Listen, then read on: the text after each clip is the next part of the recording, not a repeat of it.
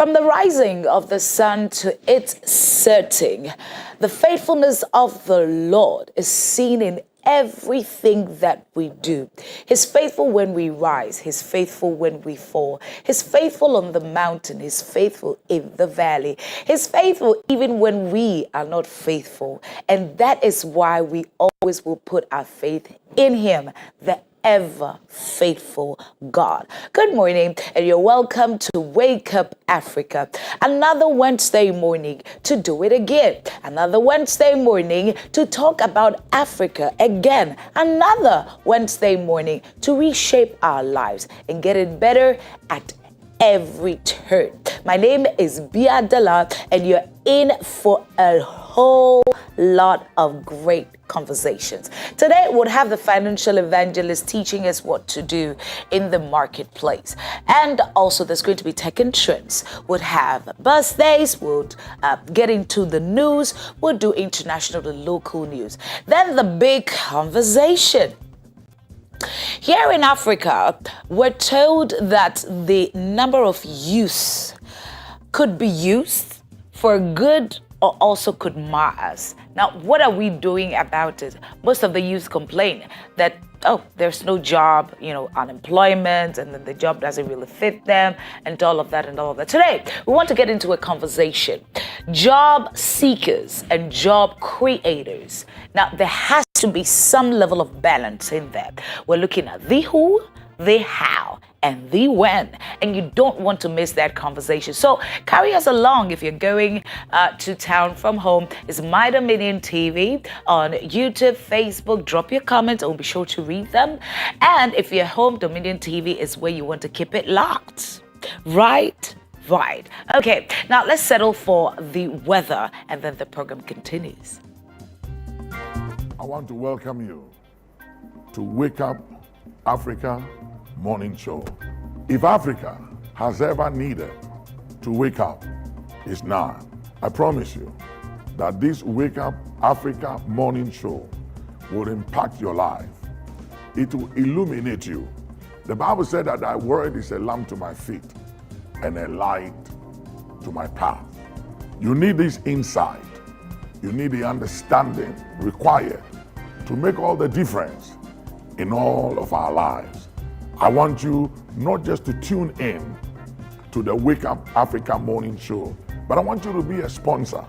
I want you to partner with us as we take this Wake Up Africa morning show, the inspiration it brings, the impact across all Africa, to homes, to individuals, impacting lives. Join us to make a difference. It is said and believed that in this life, what you do to change the life of others matters than what you acquire for yourself. It is believed that it's not what you have, what you possess that matters, but the difference you made in the life of others. I believe as you partner with Wake Up Africa morning show, you'll be joining us to make a difference in the life of so many people out there.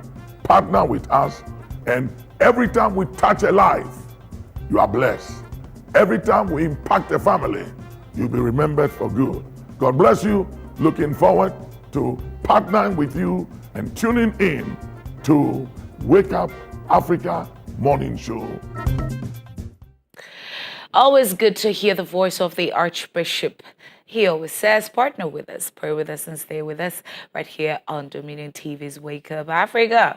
And every time you support us, you're supporting somebody that you may never, ever meet, but you've supported a great cause. We're ready for the weather, and Mr. Solomon Barr, the weather prophet, is on the line. Good morning, Mr. Solomon. Good morning, Biadela, the precious one. Well, take us away. What should we expect by way of weather report for today, leading to tomorrow? Thank you very much. Let me first greet our cherished viewers and listeners of Wake Up Africa on Dominion TV this morning. It's midweek, Wednesday, 18 days into the month of June 2025, and here we are with the weather update from now till tomorrow morning. It's going to be mostly cloudy over the southern half of the country, with moderate rainfall activities over parts of the coastal and slightly north of the coastal belts, especially the western south areas this early morning. Mist and fog patches are also likely to develop over parts of the coastal, forest, and mountainous areas early this morning.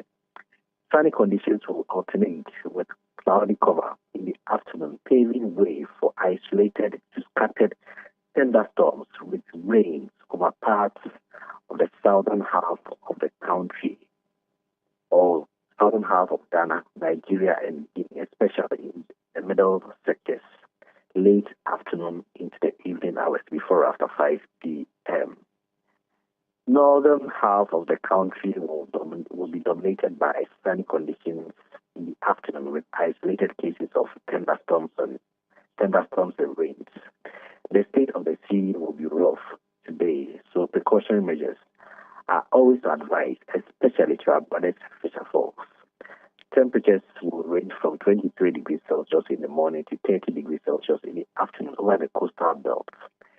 22 degrees Celsius in the morning to 31 degrees Celsius over the forest and the middle sectors.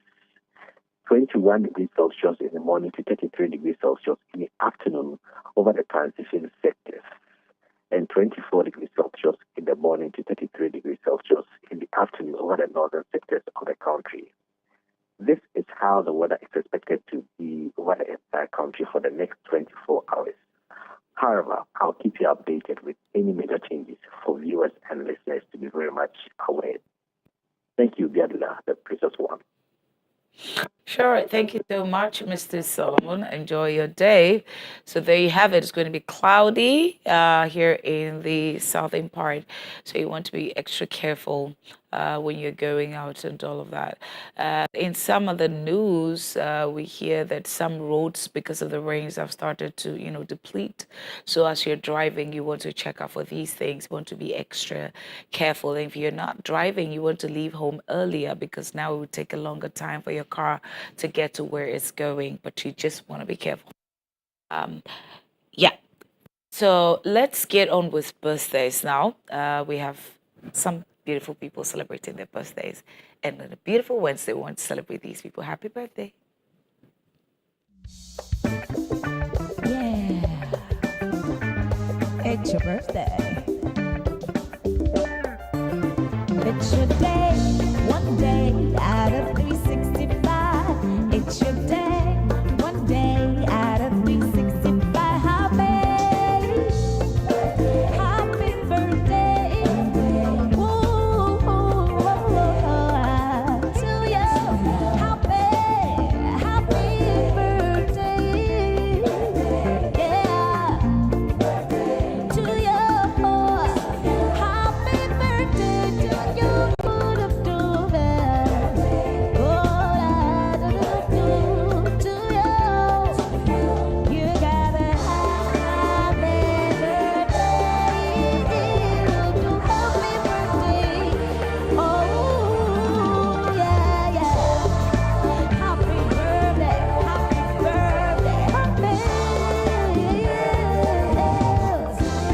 Happy birthday to you. Happy birthday.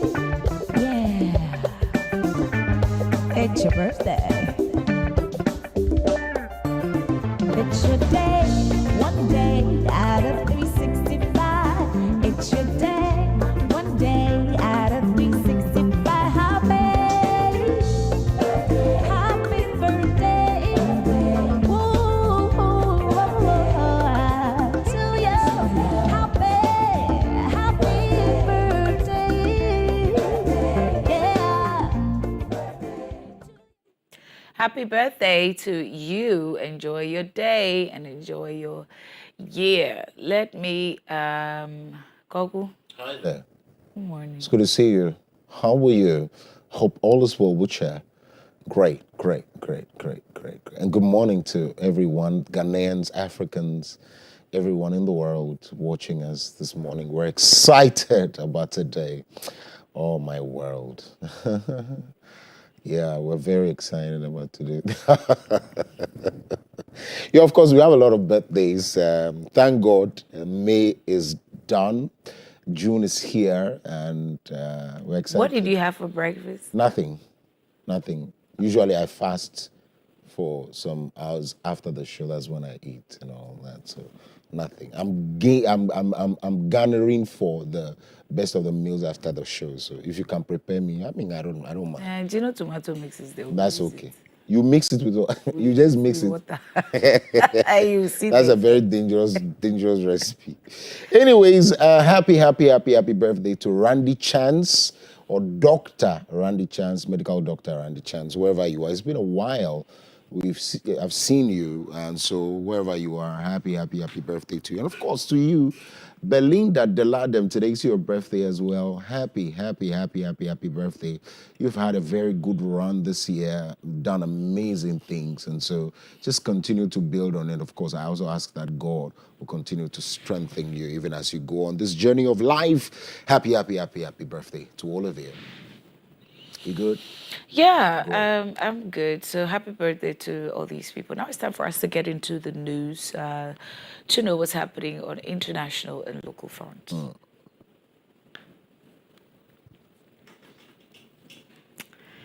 Okay, so Democracy Hub sues government over deportation of foreign illegal minors. Koko, I can't wait to hear your thoughts on this. That'll be during the review, right? Yeah.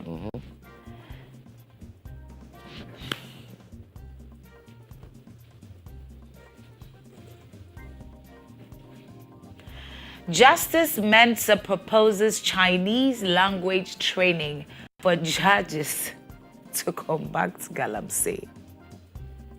Okay.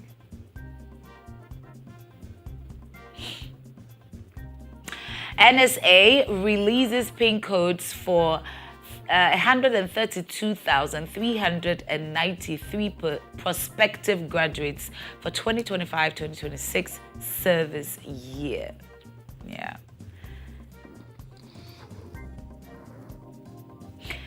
NLC summons Clocksack births and deaths registry over ongoing strike.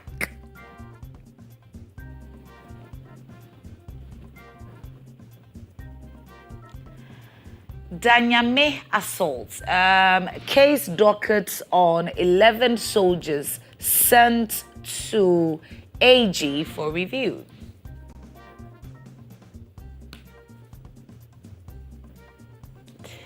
Assemblies begin removing unauthorized billboards amid NRSA ultimatum.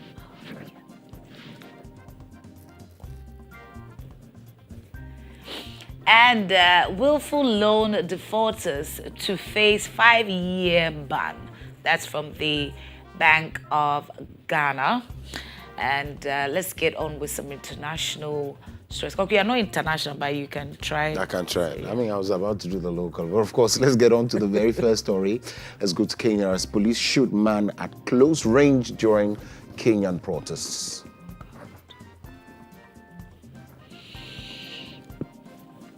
Away from Kenya, Sudan government orders the reopening of universities in Khartoum.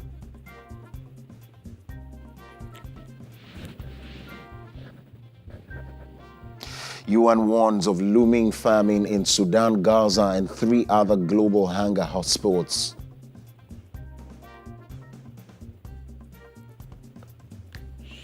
People cross from Iran into Azerbaijan as Israel's attacks continue.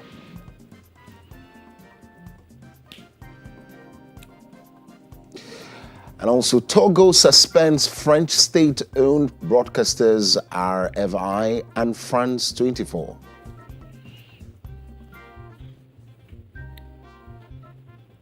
In some other news, Haiti restarts investigation into murder of President Jovenel Moise.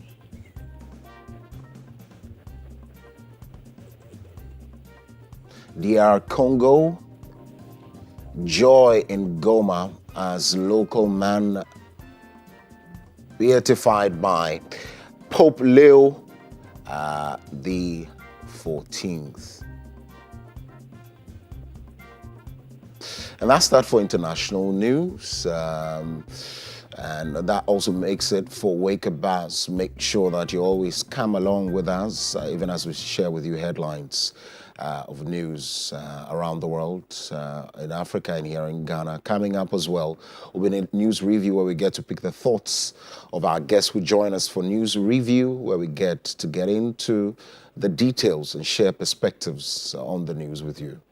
I think pink looks good on you. Yes, it's becoming one of my favorite colors, and that I'm adopting, aside black, white, blue, pink. I hear real men wear pink. So. I don't know about that. It comes with real men comes with responsibility. I'll come and say, "Oh, I'm a real man right now. I should provide $2,000, and I can't provide no." Oh, then what has the real man done? So I beg you, I can't fake it till you make it. I beg you. So something. No. But of course, we're also going to be talking about job seekers. Yes. I'm excited I about can't wait for conversation. that. Absolutely, I can't wait. And so you want to come by with us, especially look, there are a lot of us who want jobs, a lot of us who want better jobs, a lot of us who want side hustles, a lot of us. So you just need some information. Every day you need to connect with such information. So you pick these nuggets, and that help you to advance to the next stage. We'll take a break at this point. When we come back, news review is up. You want to stay with us.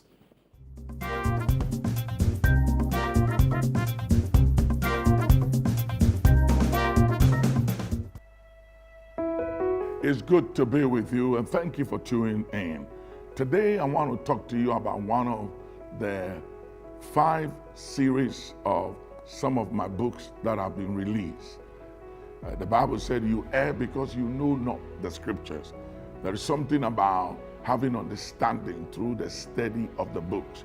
This book, Beyond the Valley, that deals with mastering of faith, the mastering of the test of love and the test of character and the test of faith, I believe will impact your life. So many people struggle at the place of the valley, at the valley. But the valley is not a bad place to be. Whenever you find your place at the valley, realize that the next place after the valley is your journey to the top of the mountain. There is no way you can climb a hill or a mountain in life without going through the valley. So when you find yourself right at the place of a valley, it's an indication that you are bound to begin your journey of climbing the mountain or the hill. And so never be afraid when you find yourself in the valley. Every now and then, before you climb a mountain, you will go through a valley. And the valley is part of the process that we all have to go through before we get to the top of the mountain. And so if you are in a valley in your life right now, don't be afraid. Don't be despair. For the prophet said the other day, he said, "My enemy, rejoice not over me, for when I fall, I will rise again." Most times when you are down in the valley, it's like that is the end of it, but it's not. That is just the beginning. You will rise again and you will begin your journey from where you are and climb. So get this book, Beyond the Valley, a test of faith, love, and of character, to impact your life. It will give you keys to longevity. God bless you.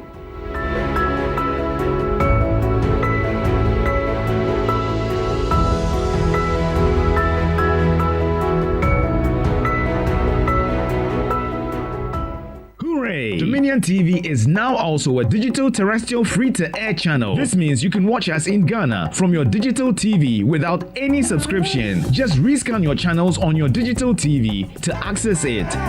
How? On your digital TV, press the menu or settings button and choose auto tuning, auto search, or the appropriate options to scan your channels and look for Dominion TV.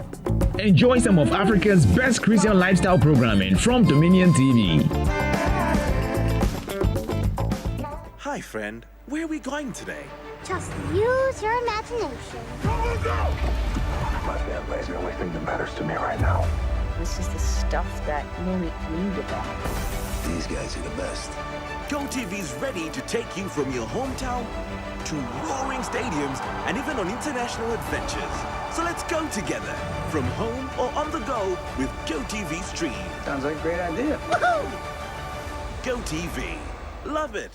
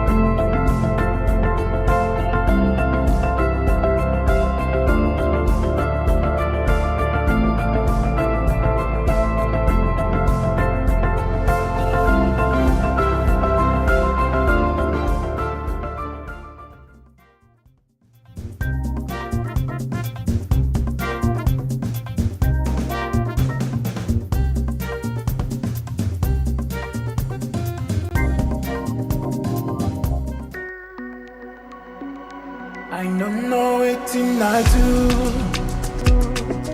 We make you love me so daddy.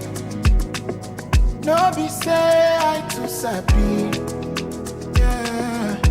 But you love me constantly, yeah. I don't know where I for day. If not be you, the lead the way. Your grace and mercy, no they fail. Lord, you they love consistently. This your love, it is all I want. This your grace, it's my warm embrace. That dig back all me see. Dig back all me see.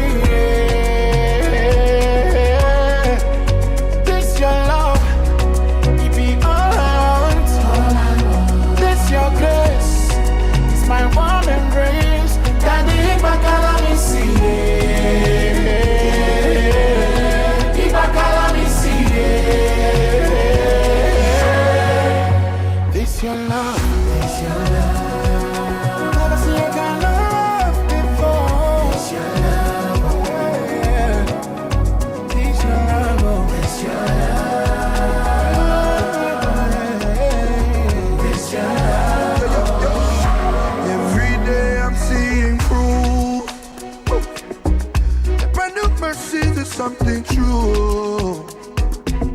It don't change on what I do. You stay the same old way. Nothing can make you take your love from me. Yeah. No one else deserves our praise. Ooh, you come through for me on the hard days. Tell my story for one name. The only love that's it. Nothing could ever separate me from this your love. It's all I want. This your grace is my warm embrace. Daddy, let me see it. Let me see it. This your love is all I want. This your grace is my warm.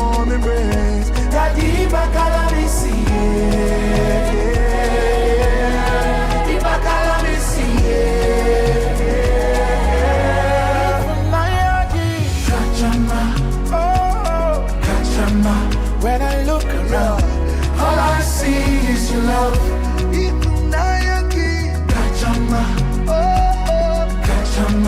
When I look around, all I see is your love.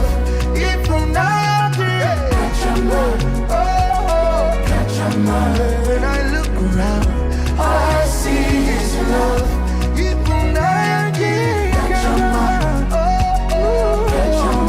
When I look around, all I see is your love.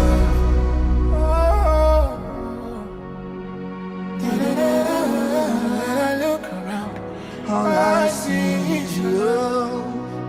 When I look around. Let me see you wave your hands, say. Yeah.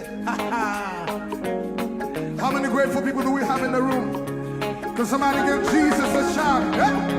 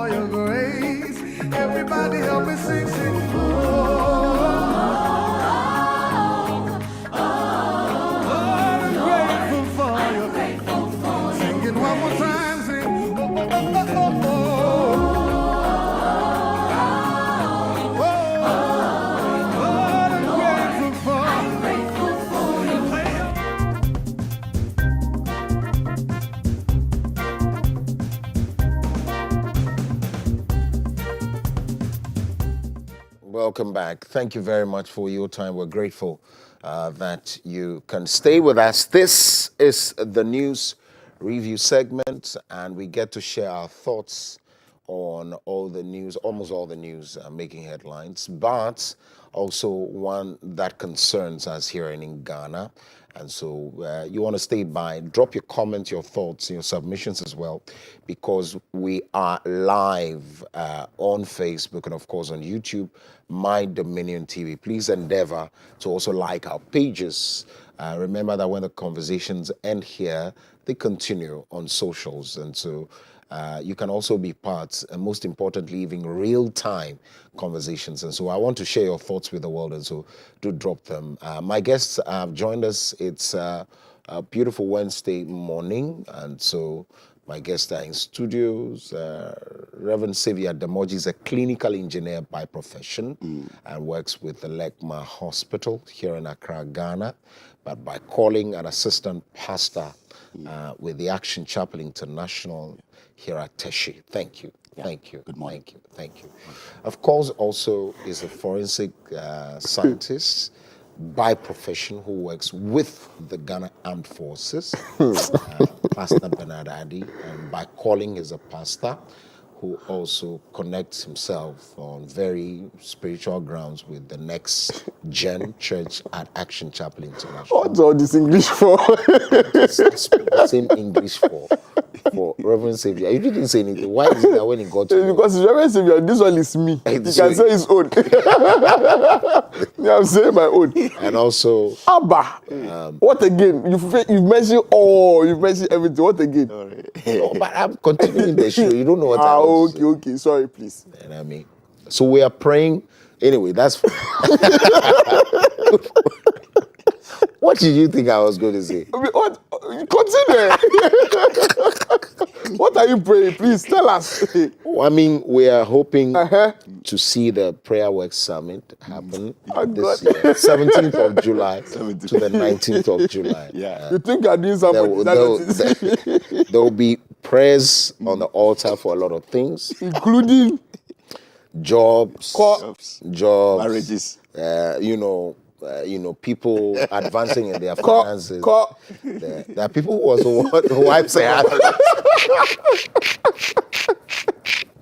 I gave him peace. Look at where you've gone to pass. No, but what did I pass? No, I said I was just praying for. It's on. There's no day that Coco wants peace. Hey. just have to marry and let him be like peace. That's all. It's just simple like that to go and marry. Yeah, of course it is. What does it take? What does it take to marry? Well, I've not finished learning how to cook. Is that a prerequisite? Yes. You have to learn how to cook before you get married. Yes. Oh, no. They say you have to learn how to cook, you have to learn how to clean, you have to learn how to change nappy. Okay. Also. Some of these things could be learnt on the job. There's also in-service training. We know something called the in-service training, inset. So when you get onto this one, I want this. If they tell you that the person performing your heart surgery this morning is a medical student, but he's he will do it's learning on the job. On the job. Will you be happy? Please, let's not jeopardize our children's future with such things. Okay, let's be serious. And that is where he gets a pass to move on from the conversation. Anyways, it's good to see both of you. Thank you very much for joining us. Let's do the very first story. Quite a number of very interesting stories, but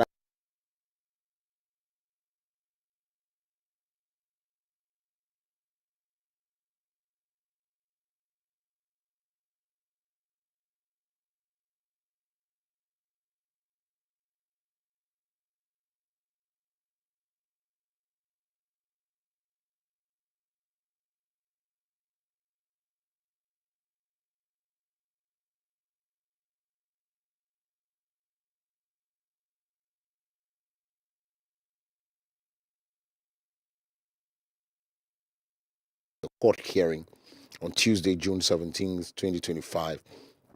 The incident occurred on March 28th, 2025, involved the arrest of three men, Kwame Edu, also known as OG, Kwabena Safo, and Christian Obrieboa, popularly known as Kofi Yesu. The victims were reportedly apprehended by ununiformed military personnel and taken to the 4th Infantry Battalion, 4BN barracks in Kumasi, where they were allegedly subjected to brutal assault. Two of the men later died from injuries sustained during the ordeal. The arrests were made after allegations that the three persons had stolen an iPhone belonging to a civilian. During the court proceedings, the prosecution, supported by military intelligence, disclosed that the suspects were not being held in the military guard room as earlier suggested. They therefore prayed the court to reconsider its decision and remand the accused persons into the police custody instead. Additionally, the prosecution expressed concern over delays in producing the accused persons in court. You see, that's where my interest is. Now the question will be who is delaying in producing the accused persons. The other also has to do with what are the internal procedures when these things happen, for which is the military interested in assisting other relevant agencies or indeed appropriate agencies to prosecute, or there is a procedure within that they themselves adopt in order to bring these guys to book when wrongdoing is done? So first of all, the wrongdoing has to be proved. Has to be proven. Okay. So then it means that an investigation has to be done first. Okay. The investigation will be done by the civil police, but also by the military police, because the people who have been accused are military men. So normally, when military men are accused of crimes, those crimes are reported to the police, all right. Mm-hmm. The military police is copied, and then they also perform their own investigations. And as much as possible, military men are not dealt with like normal civilians, because these are people who have pledged to give their lives for the country. They are not normal, and they've also undergone specialized training. They've been exposed to certain information that, if they are not handled properly, they can, exchange for any number of things. So they are not treated exactly the same as other people, and Article 17 says there's equality before the law. So then everybody who is brought into a courtroom, whether you're a military man or you're a policeman or whoever, you are the same. But we take into consideration certain one or two things. Like, I don't know if you remember during Edubuahin's whole saga, he threatened to disclose national security issues. And that's the way some of these things can be. When you're dealing with people who have been trained in certain issues, you don't deal with them normally. That said, what normally happens is if these people are under investigation, they are confined at the military police guard room.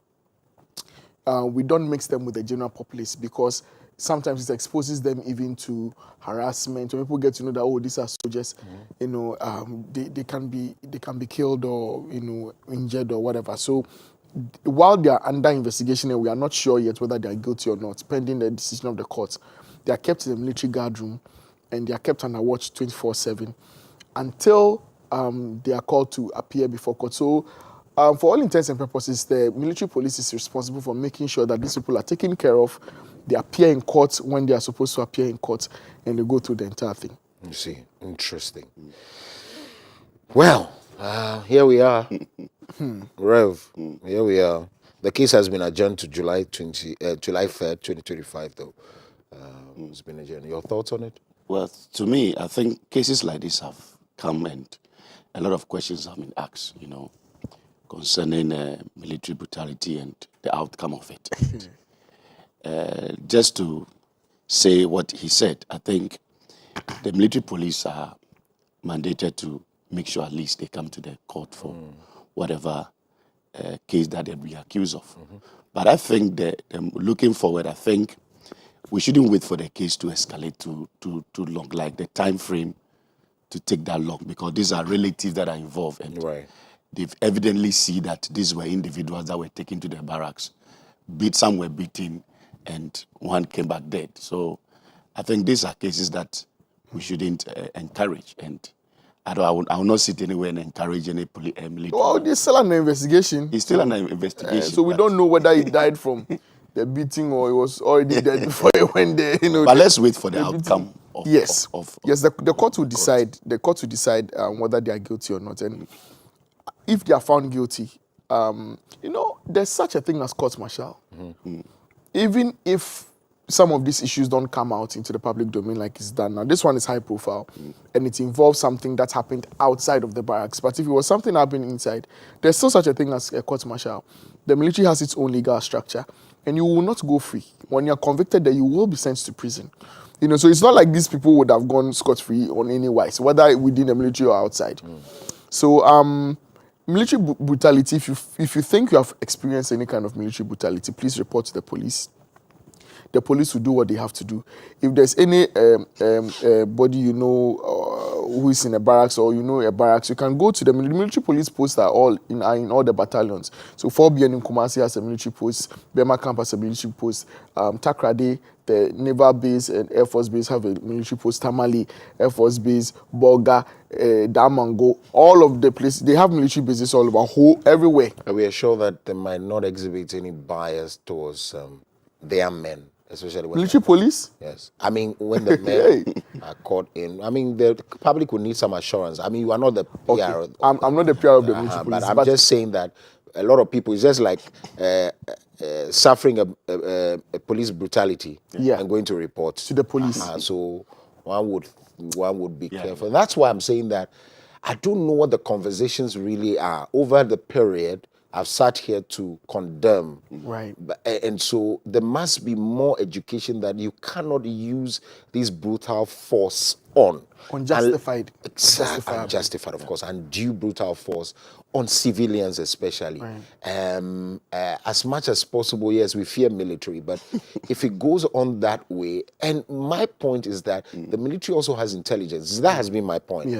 You pick intelligence, and so once you do that, what happens is that you cannot go into a community and bundle everyone together in whatever action you want to take. So if it was a man who had perpetrated the act against your military man, you can't see a woman or a child. So that has been my challenge and all of that. What the I have intimate knowledge of the military police and how it works. The commanding officer of the Ghana military police is a very he's so strict, And then within the military police, there's such a thing called the Special Investigations Branch. They're like the CID of the military. There's nothing like favor, fear. You ask any military man how the military police runs. And if they say SIB is looking for you, just ask them what's your general mood when you're informed that SIB is looking for you. They don't like SIB or military police because When you are caught and brought there, forget it. You are going to be treated as a suspect. If investigations need to be done, it will be done. If you have not done anything wrong, there's nothing to fear. It's just like being caught by the police. Yes. Nothing to fear. There's a whole legal section of the military. If you need a lawyer, you'll be provided with a lawyer. Whatever you need, you'll be provided. So you come, you produce. The reason the military police and the special investigations branch are there is so that these men who have decided that they would die for the country are not. That commitment is not belittled. That's right. It's not. They are not treated like any other person. And also, the kind of training that they've undergone, they can make do with very little to do much. You know, and so you don't want to treat them like any other person because they are not any other person. That's the reason it's necessary for the military police and SIB to step in. But apart from that, I think that there's really nothing to fear. Once the law continues to be the law, whoever commits a crime, whether it's a military man or otherwise, you will face the music if you have to. Okay, right. So let's move away from that particular story. Let's do some Galamsey issue. Democracy Hub sues government over deportation of foreign illegal miners without trial. As a civil organization, civil society organization, Democracy Hub has initiated legal action against the government, challenging the controversial policy of deporting foreign nationals arrested for illegal mining. That's Galamsey, without prosecution. The lawsuit names the Minister for Interior, the Ghana Immigration Service, and the Attorney General as defendants. Since the NDC government took office, over 100 foreign nationals, including Chinese citizens, have been deported for engaging in illegal mining, commonly known as Galamsey and related offenses. The Interior Ministry has stressed that the deportation policy is not intended to favor foreigners or show leniency. Instead, it is designed to prevent further abuse of Ghana's legal system and to safeguard national interests. You arrest about 80 Chinese and you have to find a place to keep them, and then sometimes even vehicles to take them to court are a problem. You go to court and they succeed in getting bail. Deputy Interior Minister Ebenezer Terlabi argued on one of our sister stations, Joy News. Well, I think when I saw the news, I was excited about it in one way or the other, because the way foreigners are being treated in this country, sometimes you ask yourself if they are above the law. You know, we all witnessed the trial of this, I think Aisha won. 2017. Yes. Yeah. She was charged with Galamsey-related issues. She was sent back to her country. She came back 2022, again in the same act. So it tells you what it is when you send them back to their country. And it raised a lot of questions as to how our immigration systems have been.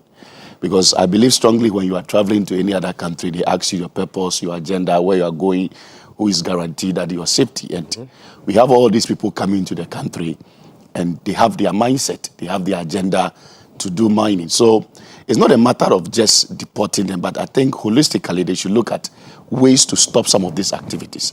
Foreign nationals that come to the country, are they in to do illegal mining? What are the regulations regulating them? Because people, anyone I talk and just come to Ghana and just start mining without anyone backing them. Because when you look at the issue that is at stake, it looks as if even when they are sent to court, they don't even get people to around them. And that was why the MP was even, I think the justice was advocating for Chinese language. So some of these things are very sad. So one, I think that they shouldn't be sent outside. They should go to the same punishment or sentence that Ghanaian indigenes are given. Because if you send them to their country, they'll have the luxury. They'll have the luxury. So I think, to me, I'm in full support of what Democracy Hub is advocating for. Not just deporting them, but they should serve the sentence that they are meant in Ghanaian prison. They should go to some of the punishment. Apart from the case that our space at the prison is not enough and taking care of them is a challenge, I think that if we give them that luxury of going back, it's not the best. It's not the best. I was just trying to get the law that speaks about. I mean, let me pick your equality before the law. No, I wanted to speak to specific laws that have to do with the evacuating, if you like, Extradition. extraditing foreign nationals. Ghana doesn't have any extradition treaty with China. That was clearly stated in 2021 by Godfrey Dami, the former Attorney General. Some 43 or 45 Chinese were arrested at the time, and they were complaining because they also linked to this same Galamsey thing, and they said, why do we send Chinese people? Because we don't have any extradition treaty with China. So if you deport them to China, they don't go and face any law. If you have an extradition treaty with a country, what that means is that when they commit a crime in your country, you can deport them or send them back to their home country for them to be tried there. But since we don't have any extradition treaty with China, when we deport them, they're just going to be free citizens there. According to the Chinese law, they haven't done anything wrong. If it was maybe America or Togo, Benin, Nigeria, they'll be tried there for a crime that they committed here. So, and again, that same report, it was a fourth estate report in 2021, and it listed the nationalities that we have in the Ghanaian prisons. 12,000 or so were Ghanaians of the total Ghanaian prison population. Ghanaians at about 12,000, they form the largest. The next is Nigerians. Nigerians, I think total foreign nationals in our prisons, about 800 or 900. And Nigerians are about 30 or 35% of that number. We have Togolese, Burkinabes. As of 2021, there were only 2 Chinese in Ghanaian prisons. 2 like this. And the Nigerians were mostly there for, overstaying their visas, living in Ghana illegally and stuff like that. And even with that, they are jailed for like 99 days and then deported back to their countries. My point is that what we are doing in terms of handling this Galamsey situation that involves the Chinese nationals in particular, we are shooting ourselves in the foot. If all we are doing is just going to send them back to their country, to not go and face any law, the highest or the most we can do is to block them from re-entering Ghana. But we haven't done anything. We haven't done any good thing by doing that. They are not going to face any law. They have spoiled our water bodies, destroyed our country's future, only to go and walk free in their countries. It's not done like that. We are supposed to, and Godfrey Dami 2021 assured us that those Chinese nationals were going to be prosecuted because according to the Ghanaian constitution, Article 17 says we are all equal before the law. And there were other provisions in the law that stated categorically that these people are not shielded in any way from the law. The law doesn't excuse any of them to do what they are doing. And so if they are caught, they must be prosecuted. If they are caught, they must be jailed. If they are caught, they must be punished. But nothing has happened so far. And these 100 nationals that we are seeing, if we want to talk about overcrowding there, overcrowding has been a long-standing problem of the Ghana Prison Service. And I don't even know why the Ghana Prisons was not copied in a suit. Yeah, because they also have to explain why we don't have space to keep such people. Maybe they should create a different category for them or whatever. But these people, when they are caught, they must be prosecuted here. And they must be jailed here for the offenses they committed here. That is my own view on it. I just chanced on a story where Ghanaian sentenced to 3-year jail in Guangzhou in China. That's way back in 2015, the 25th of August 2015. The High People's Court of Guangdong province sentenced a Ghanaian to 3 years imprisonment for selling entry-exit certificates to students who opted to study in China, and it warranted, he went to jail for 3 years. 3 years. 3 years. Exit entry certificate. Wow. 3 years. 3 years. And for spoiling our water bodies, how many years do you people get? 0. 0. We are not behaving well as a country. And it's been 4 years since Godfrey Dami made that statement and said, these people are not exempt from our law and prosecution and so on and so forth. We haven't seen any much prosecution done to any of these foreign nationals who come and spoil. There are Venezuelans in our prison. There's one Venezuelan, one Spanish, one person craft from St. Vincent and Kitts. So there are foreign nationals in our prisons. I don't know what we are doing by deporting these people. I really don't understand. I don't get it. They should not be deported. They must face the music here. The terrifying prospect of being in prison in another man's country is what will keep you on your toes. Yeah.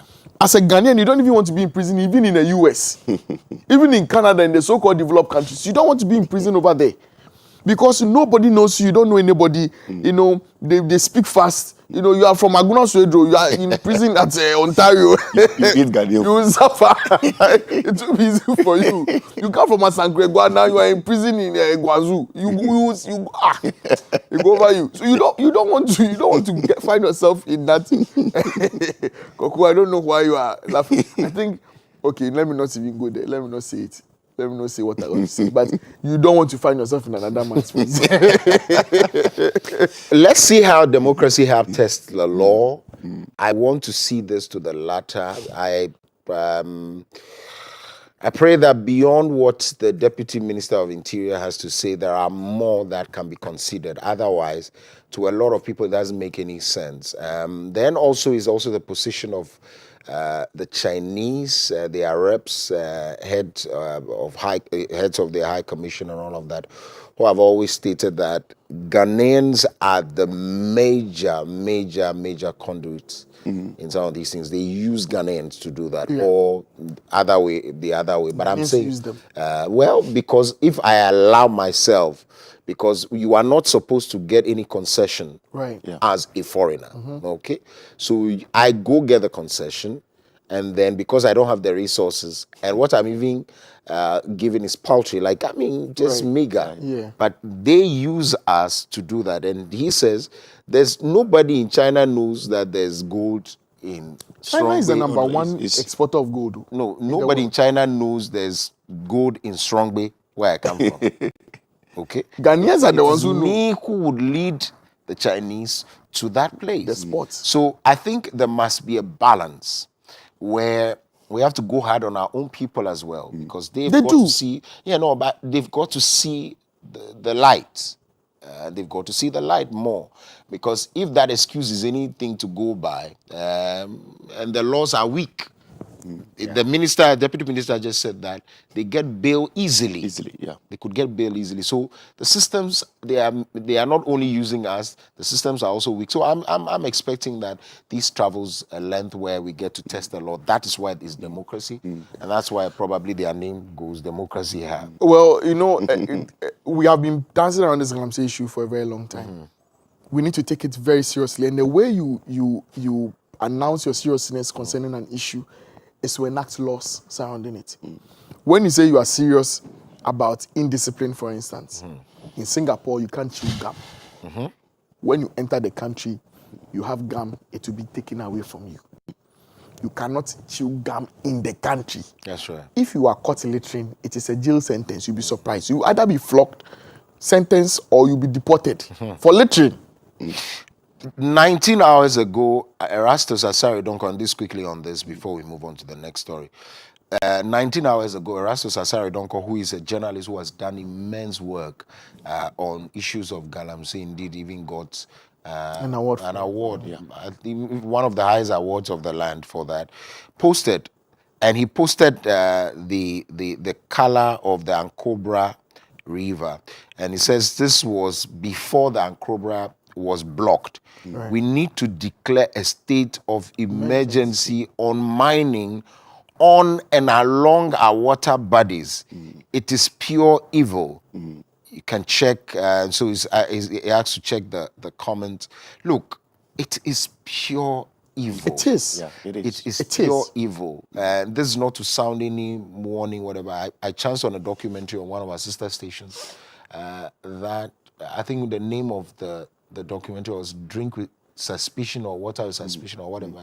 Is to say that no matter how clean the water may look, it could contain some of these things. And so that's why we need to stop these. Stop these so that our people, because look, my people, there are stories around that. Some big men are importing water. They import water. I've heard that one too. It is alleged that they import water. You and I cannot even buy a bottle of water. Some of us will manage the sachet like that. And they are even saying that the sachet, no.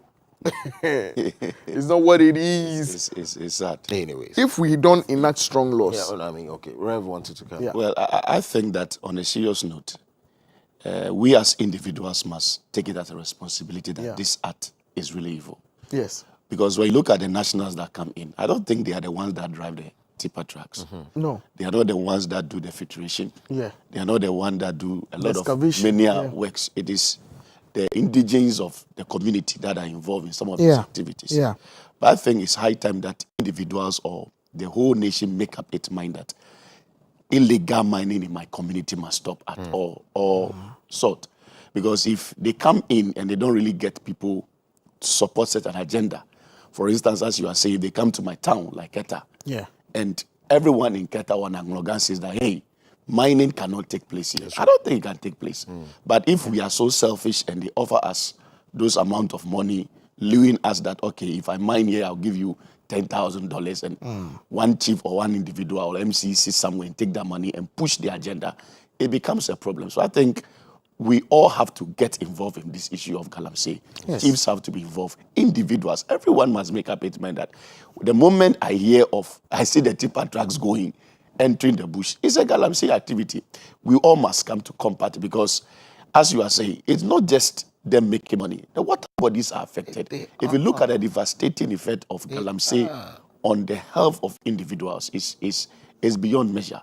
Because you can be drinking water that is containing all sort of dangerous chemicals. And this is what is resulting to the kidney failures and all sort of cancers that we are reporting now. So I think we all have to Nana Sewa Brewer, the fight. Nana Sewa Brewer, the Queen Mother of Akokri. Okay. She in 2024 said, if you are a man, come in mine. If you are, and nobody has touched their water bodies, nobody has gone there. And he said to her people, if you're a woman like me, just help somebody to do Galamsey and let me get you. That's right. The land belongs to me. So you dear, just try. Let's just test each other's pulses. Let's see what will happen. I don't know how many chiefs who have been able to take a bold stance like that. And I think that if they do, Ankobra, come on. Ankobra is one of the biggest rivers we have. And this is the water we drink. If people think we get water from elsewhere, it's the rivers that get purified and they flow through our taps. So if you think we get water from somewhere, the water looks clean, looks good, it comes from the rivers. So if we are destroying it, and these things that seep into the water are not visible. For a long time, the water that flows through my tap has discolored for a long time. Yeah. I thought it would change, but it never changed.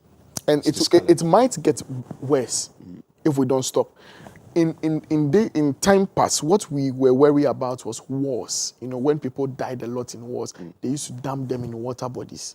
Yes, we've dealt with that, come out of it. Then we had to deal with animals, certain kinds of strange animals in the water. We've dealt with it, we come out of it. And now this. And this can stay forever. Because these are chemicals. They can die. linger. My word. They can linger. And thank God for the rivers flowing into the sea and the sea being big enough to absorb all this nonsense. But we have to make a move somehow. We need to dam it. We need to purify it. The EPA woman is doing her best. Yes. The Minister of Lands and Natural Resources is doing his best. But I think the ultimate responsibility lies with the chiefs and the people. Yeah. Exactly. Finally, on that, before we take a break and come back, you can't say the land is vested in you. And when they say, so you can distill and stew. And when they say act, you say, oh, government is complicit. Right. I mean, it's government, the officials, the MC, and some other. No, you can't. No, you can't. So just like the Queen Mother of the Queen of Akroke has done, all the chiefs must get up, stand up. If not for anything at all, expose them, call their names, name them, shame them. They will run. Politicians are afraid of chiefs. They know they come to beg you for votes. They know the land belongs to you. They know. So the chiefs are as involved as so. Every chief, king, rise up and let's stop this now. And it's getting too much. We'll take a break at this point. When we come back, let's talk about the vetting and the issues related to that. Justice Mensah has proposed Chinese language training for judges to combat galamsey. There's also the NSA releasing some numbers of people, PIN codes. The National Labour Commission has also summoned the CLOSAG and, of course, the Registrar of Births and Deaths Registry over their recent role. So stay with us. When we come back, we'll touch on these issues. Make sure you drop your comments, your thoughts, and your submissions. We'll be back.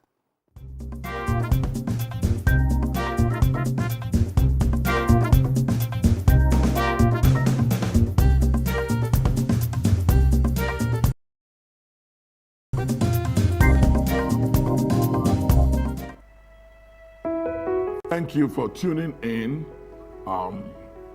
Today I want to talk to you about the importance of one of the books I have released among the many others that I believe will impact your life and will bless you. It's very, very critical in the times we live in for us to appreciate and understand process.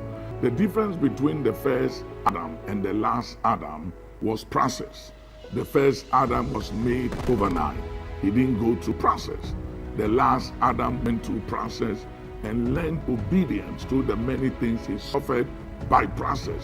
When you don't go through process, you do not appreciate and know the value of a thing. The value of gold has everything to do with the process it went through before it was brought out. And if you look at the difference between King Saul and David, Saul was made king overnight. David went through process from the first anointing to the third anointing was 17 years. The first anointing was before his brethren, second anointing before Judah, third anointing before all of Israel. Process. And that gave him longevity. And everything about life is about process. When you don't go through process, you have no understanding and value of a thing and what you have. So it's very, very important for you to get this book. Stop fighting the process. Go through the process. You will come out at the other side a better person, a better individual. People who don't go through process and come into prominence are disaster.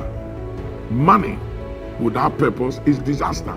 Power without purpose is disaster. And so get understanding. This book, Don't Fight the Process. Go through the process will cause you to have the keys that are necessary to guarantee your longevity. God bless you.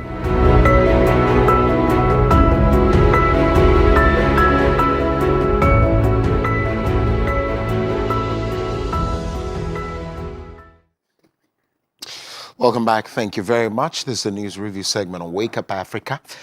You are invited to join the conversation. Please drop your comments, your thoughts, your submissions on our live stream on Facebook and, of course, on YouTube. I will share with the world. Of course, that's a promise. Stay hydrated.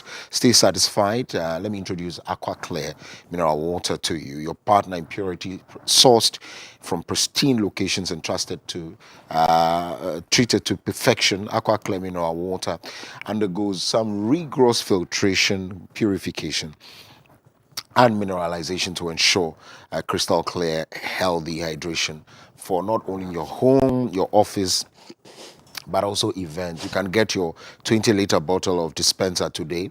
Call them 0241 732 880 or 0559 488 707 or visit them at Action Chapel International, Spintex, Aqua Mineral Water, drink purity, feel satisfied. The Bank Hospital is also proudly associated with us here and Wake Up Africa for all your medical needs. All you need to do is to visit the Bank Hospital. They have all the clinic. There anything that's wrong with you, just walk to them. They will fix you. Very, very good facilities with good people where healthcare meets excellence. You can call them on 0302 739 373. Alternatively, you can visit them in person, cantonments near Nafti here in Accra, Ghana. Gino Tomato Mix, I guess one of the favorite of Pastor Buddy. Okay. It's thick, red, and it's rich, just the way he likes it. It's also has vitamin D, vitamin A, D3, fiber, and zinc. It gives the meals deep red appeal, rich texture, and everything you may want in a good meal. And so you need to go for Gino because Gino truly cares. His advert is FDA approved. Opu, tomorrow we'll all be interested in finding out from you how to make jollof. It's a very simple process. You know what I mean? It's I can use 30 seconds to tell you. Prepare the stew. Wait. Tomorrow morning, don't tell us that. Tell us at what point you put the Gino in. Don't tell us prepare the stew. What's prepare the stew? You should have just put me even on the spot because you know that I could go consult AI. Go and consult the AI and let's see if you remember. Well, no problem. And you turn off all the screens. No problem. Tomorrow morning, turn off all the screens. You want it prepared with sausage or meat? What kind of jollof should you prepare? I can put anything in. Food preparation is not baffled. You wait. Send him to the kitchen. You wait. I mean, prepare it with chicken. Let's start. No, that's fine. Chicken. Jollof and chicken. No, that's all right. That's all right. Tomorrow will be. No, it's fine. I'm here. We'll be here. Biadela will be standing here with the marking. And I'll prepare. Tomorrow morning, show us how to use Gino tomato paste. No other tomato paste, just Gino to prepare jollof. I will deal with that jollof tomorrow. Well, let's get on to the next story. Supreme Court Judge nominee Justice Philip Bright Mensah has put forth a unique don't do that, guys. Don't do that. And a bold recommendation. I like that. A ni hao unique. A ni hao ma recommendation to combat the menace of illegal mining, locally known as Galamsey, during his vetting before Parliament's Appointments Committee on Tuesday, June 17, 2025. Justice Mensah suggested that judges presiding over Galamsey-related So who wrote this story? Cases, especially those involving foreign nationals, should receive training in the Chinese language. This is what you have to say, and I quote, when they are arrested, especially these Chinese people, when they are arrested and sent to court, the difficulty is that they don't speak English. Even if they can understand English, they refuse to speak English. So I would suggest strongly, or I recommend that judges who are in these areas where this calamity is ongoing, the judges must either be taken to China for further studies in the Chinese language, or they should fashion the JTI Judicial Training Institute. You don't mean it. Must be resourced to bring experts from the Confucius Institute. Is that what it is? To come and train our judges. Unquote. I just quoted him. I just want to issue this disclaimer that I'm not sure any of them, because I can see where their stands are. There's nothing wrong with learning any language. I think that's the disclaimer I just want to.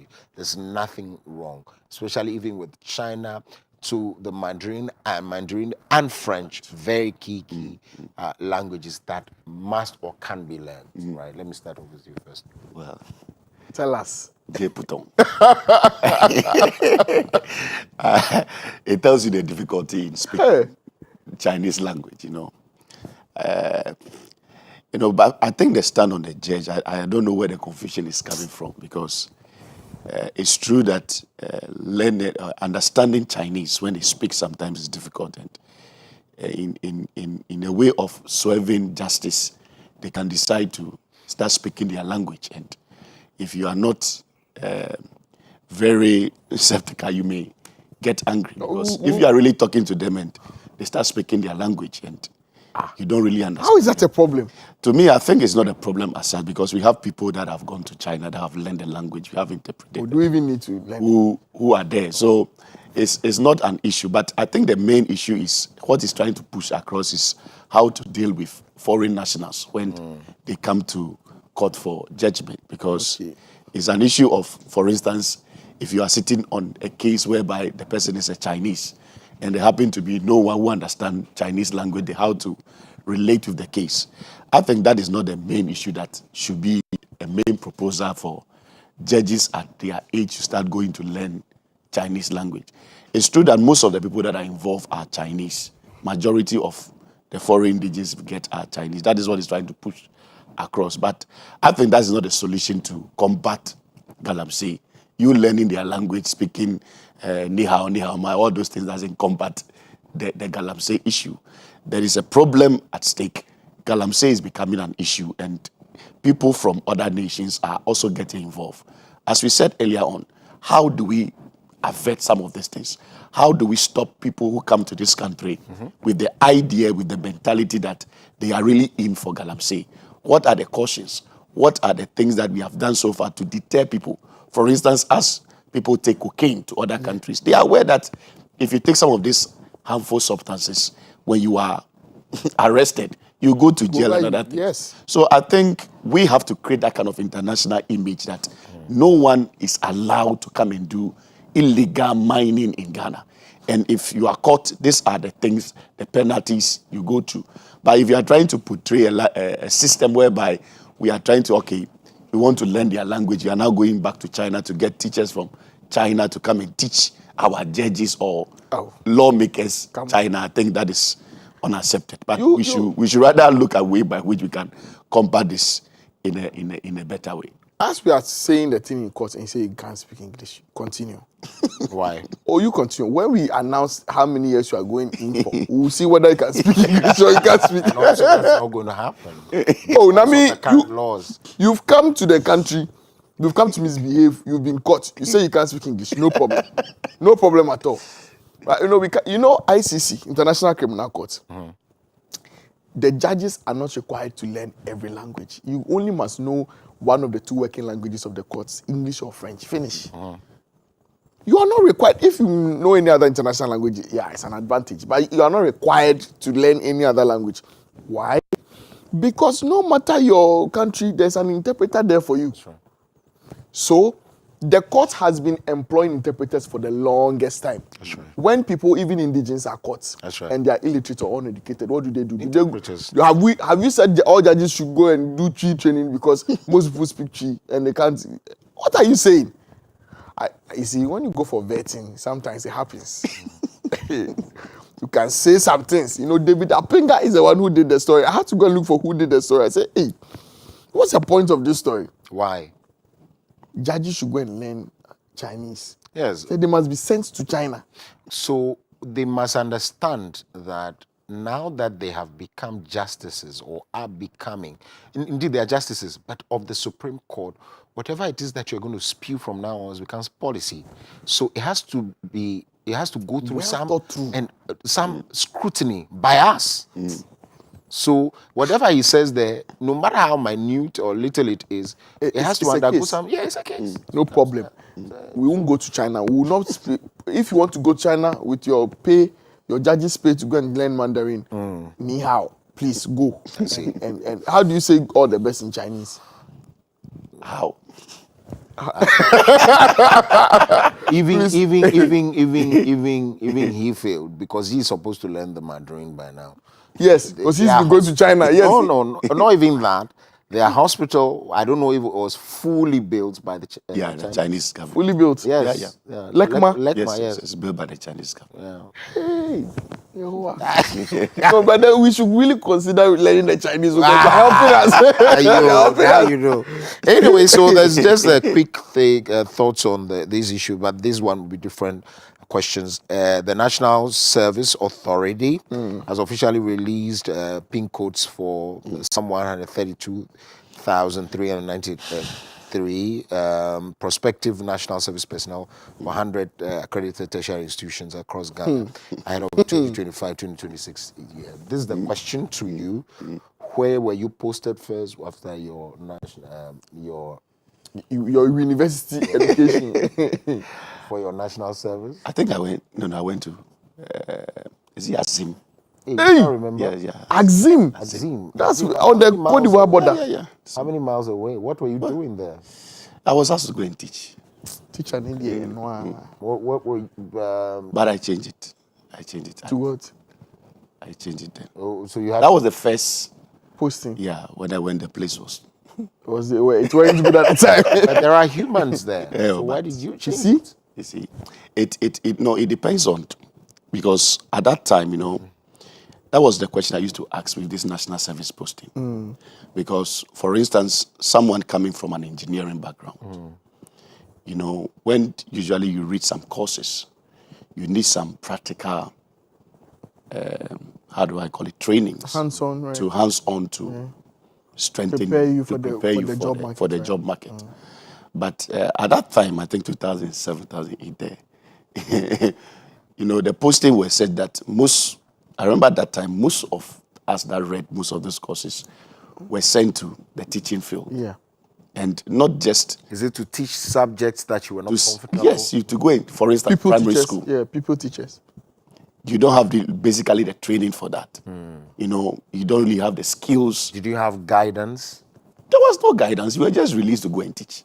When your posting come, whether you know it or not, that is what you have been posted to go and do. Okay, so I was coming from a point where if there were head teachers and other teachers who could have led you through some quick... No. What I mean was that... better. So I'm saying that the internship solves that problem of hands-on. National service, depending on... Because we all taught the generic... there are some general principles. If you look at the issue of internship, yes, internship usually basically is about 6 weeks. You know, and but it's a bit frequent. No, it's you go. It's about three or four semesters. I think first year you go, second, third year also you go. So it's not that very... How many months in each? No, it's 6 weeks. 6 weeks? Yes, I used to get interns that come 6 weeks they are done. But the issue is that when you come for internship, okay, I don't think most managers are confident to even release interns to do certain things. You guide them, you teach them certain basic things. You know, and engineering is very deep. Yeah. The least mistake you do as an engineer destroys a lot of things. So when somebody comes for internship, that is even when you do orientation, okay, this is this equipment, this is how it is. But you don't really go into details. But when a person is there for instance, a year, doing his national service, they are exposed to a lot of things. So... I see. Interesting. How about you? By the special grace of God, I was retained by the school. Retained to teach in the school that I attended. You know, it was by, you know, I remember we went to the morgue for forensic pathology. And before we had been there, you know, before. So I was taking some of my mates through some of the things, you know, what to do. On the cadaver. Yeah, but we're not inside, we're outside. Oh. The pathologist was yet to come, so we're outside the morgue. And while I was taking them through the stuff, the pathology lecturer was behind me. I didn't know. So I think I started way before he came, and he stood there quietly. At some point, I saw these people are too composed. They are too serious. Why not just they raise their hands and yes, I'm like, is somebody standing behind me? So I turned and I said, hey, sorry, sir. That's right. And he said, come and see me after. I said, oh. So you were just deceiving the children. In your mind. No, I'm saying in your mind. I was like, hey. Have I said anything that's... So I went to say, I think you are good at teaching. You should become a lecturer. I said, what kind of what kind of this thing is that? Back to sender. So that was it. He told the head of department, I think mentioned to. He said, "Oh, but I hear you are interested in becoming a teaching assistant." I said, "Hey, wow, okay, it's okay. All those who want to be teaching assistants, when you're about to do your project, come and submit your name." Okay. I thought about it. I said, I don't know. Let me just.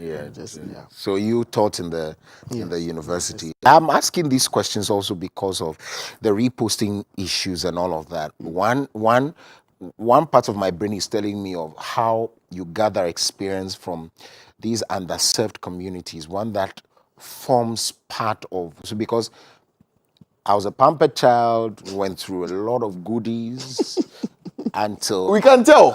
We can tell. Not like... We can tell. Don't explain. What are you explaining? What's this man explaining? He's explaining. And then I finally found myself in the colleges of education. I mean... But I've been an extreme switch. And one thing that came to where I went to was the most deprived at the time, most deprived college of education. But I can assure you that that was the turning point in my life. Because I could not see, I could not believe that these conditions ever existed. I could not believe it.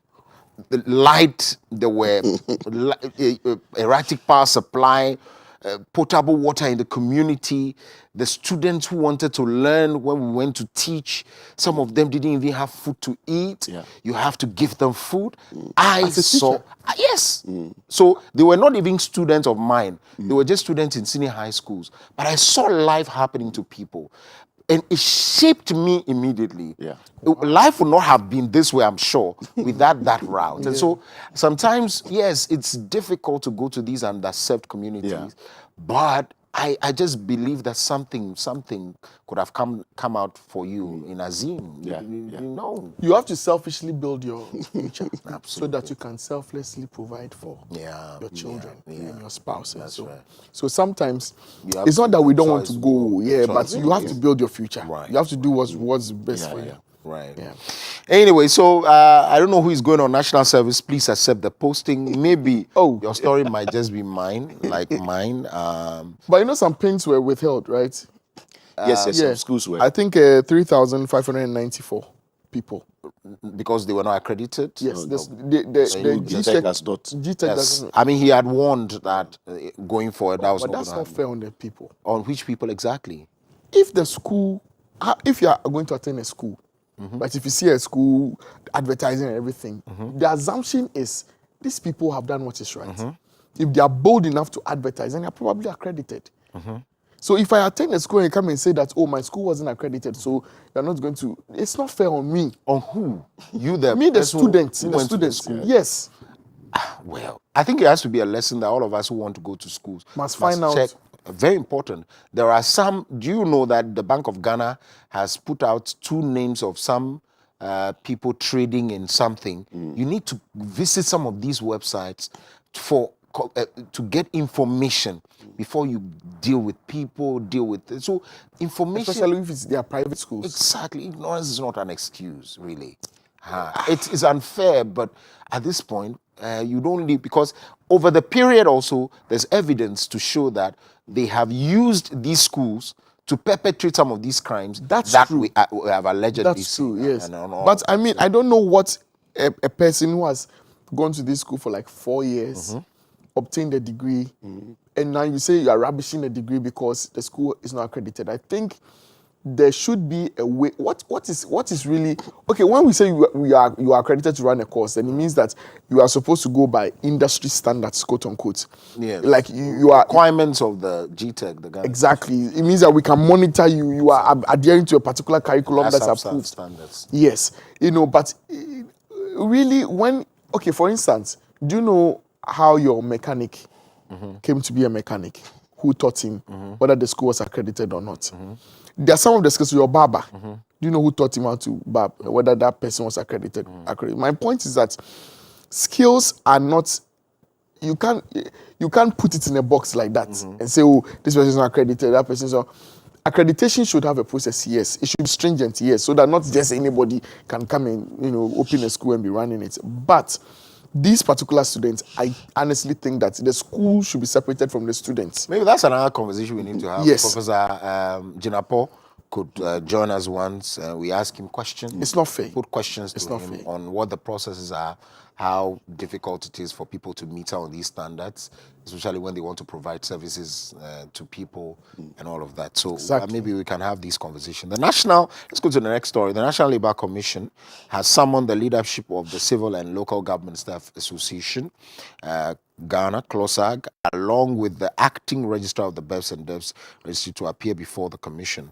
The meeting is scheduled for Thursday, June 19, 2025, and aims to address and resolve any outstanding disputes between the two parties. In the interim, the Commission has directed CLOSAG to suspend its ongoing industrial action until the matter is heard and an amicable solution is reached. Right? Yeah. It's amazing the way some of these institutions handle some of these issues. strongly believe that issues like this shouldn't resort to strike, you know. Crash But, strike. Oh. the way and manner in which most institutions feel that strike is the only way by which they can resolve their grievances and challenges, I think it's becoming unbecoming, and it's high time that we look at it critically. Yes. So, as they have been asked to come for discussions, I think that they will also go for the negotiation, go to the table and do the discussion, so that the strike action that they are having so far can be put on hold.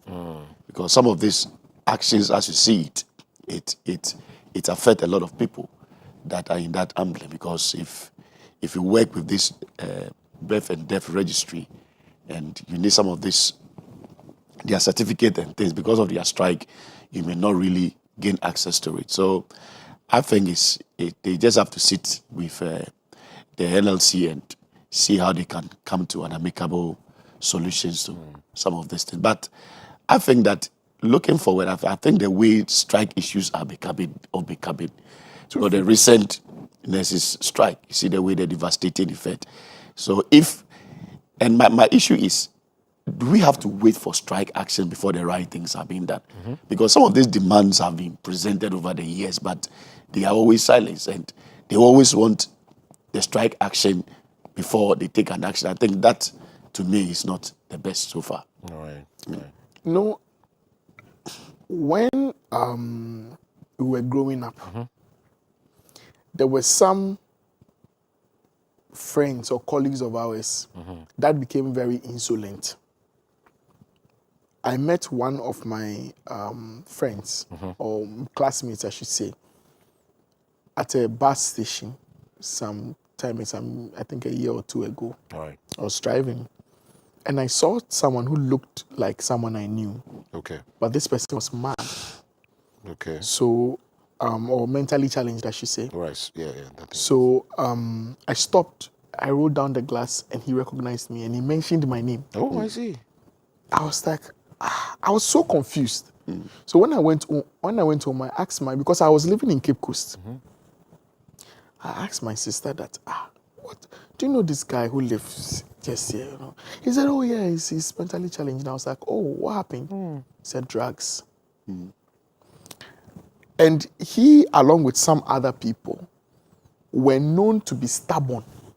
And the reason they were stubborn was that they know the prescribed punishment for any kind of infringement was lashes. Okay. Belt or cane. So they will do what they want to do. What will you do? You will lash me. You lash. You would. So then it became. At one point, just forgive me. At one point, a parent walked up to me when I was teaching and said, sir, you are wasting your time and your energy. Beating this guy. Because the cane you are using is far less than what I use on this child at home. So you might want to up your game. No, you can even up it, because I mean there were instances where the guy pastor hasn't collapsed. He sent him to the hospital by himself, and so beat him for that. Yes. So I mean, he said stop. I mean, that's when I stopped completely. Find another way. Exactly. My point is this: it will get to a point these strike actions will yield nothing. Because if at the least provocation, see, when you say you want to go on strike, when all you do is to beat your child morning after and evening, you've broken plates, come and collect 6 lashes. You didn't come home early, 6 lashes. You did it. At some point, they'll say, you know what, let me go and play football. When I come and collect my 6, and then I go and sleep. Yes. If we keep playing with this kind of industrial action, it will get to a point, the government will be numb to it. You can stay at home. You even employ people who don't have work to come and work in your place. We should stop this. It's getting a bit too much. And again, what is CLOSAC striking about? Because they said the acting register of deaths and births. Unilaterally. It's posted people without informing them, or some very weird thing. Okay, so yeah, it was wrong. Do you have to strike over it? Mr. Akando, Honorable Akando goes to speak to a team of doctors in Tamale. Some other doctor colleagues say, we are not happy with the way you spoke to our colleague. We are going on strike. It will get to a point when you say you are going on strike. In fact, we will even say it for you.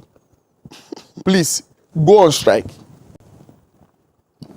I don't know what else to say. Because it's supposed to be the last resort. Exactly. It's supposed to be something that Closac, honestly, Coco, if Closac go, did you even know about a strike, Closac strike? Also because you have your birth certificate. So don't do that. A lot of people were caught up in that mess. What you are grown. Why are you now coming to your birth certificate? You see, you want to apply to the army with fake credentials. You see what's happening? There's also death also. Death certificate. Yes. But the person is dead. The certificate can be done. Without death, you can't. Is it urgent? You want the death certificate urgent for what? Can't bury without the death certificate. Cannot bury. Without death certificate? Yes. You have to provide. You have to provide it. Hey, death certificate. I need my death certificate now. Are you dead? That's not what we are saying. We are saying that a lot of people were caught in that as well. Oh, please, let's be serious. Right. If doctors go on strike, they fill up. Nurses, we feel it. Right. You see, some people, we just pray they never go on strike, and they've never, like policemen. The nation will turn upside down. Truck drivers. Hey! If truck drivers go on strike, it's over for the country. Not for you, I mean. Not for you. Not for you, I beg you. You, tomorrow, come here without the jollof recipe. As we are saying. Anyways, Reverend Xavier Demoji is a clinical engineer, also with the Action Chapel International Tertiary. Pastor Bernard Adi is a forensic scientist with the Ghana Armed Forces, also with the Next Gen, Action Chapel International. Quickly on to this one, this is just by way of news. Willful loan defaulters to face 5-year ban, Bank of Ghana. Persons include quick loan, please. As willful loan defaulters by regulated financial institutions will be barred from accessing credit for up to 5 years, reported to the Financial Intelligence Center. The Bank of Ghana has announced. Please key their names into banks, and banks make sure that anybody who comes for a loan quickly key in the name. Pastor Bernard Adi is he on the red list? If he's not, then you give the loan. If he is, you say we are sorry, we cannot. Or you can even call the Oku is more parts. I'm not sure. Because some people will not be happy with this. If quick loan is part. I think we have to investigate into a lot of these quick loan guys. They've thrown the SIM cards away. It's not fair. It's not fair. Anyways, thank you very much, guys. Thank you. Of course, coming up is a conversation later on about job seekers and those who also own the jobs or create them. And so we'll do all of those, juggle them, provide some information for you, even as you equip yourself to get into the world of hustle, right? We need to get on to the hustle. We'll take a break. When we come back, the show continues. Stay with us.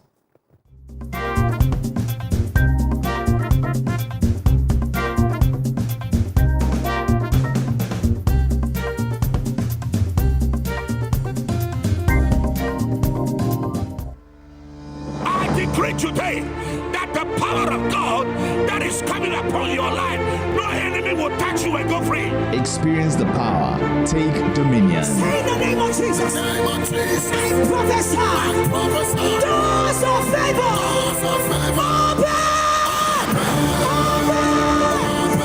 Action Chapel's Dominion Hour. Now, live, this and every Thursday on Dominion TV. And from today, you will be stronger than any enemy.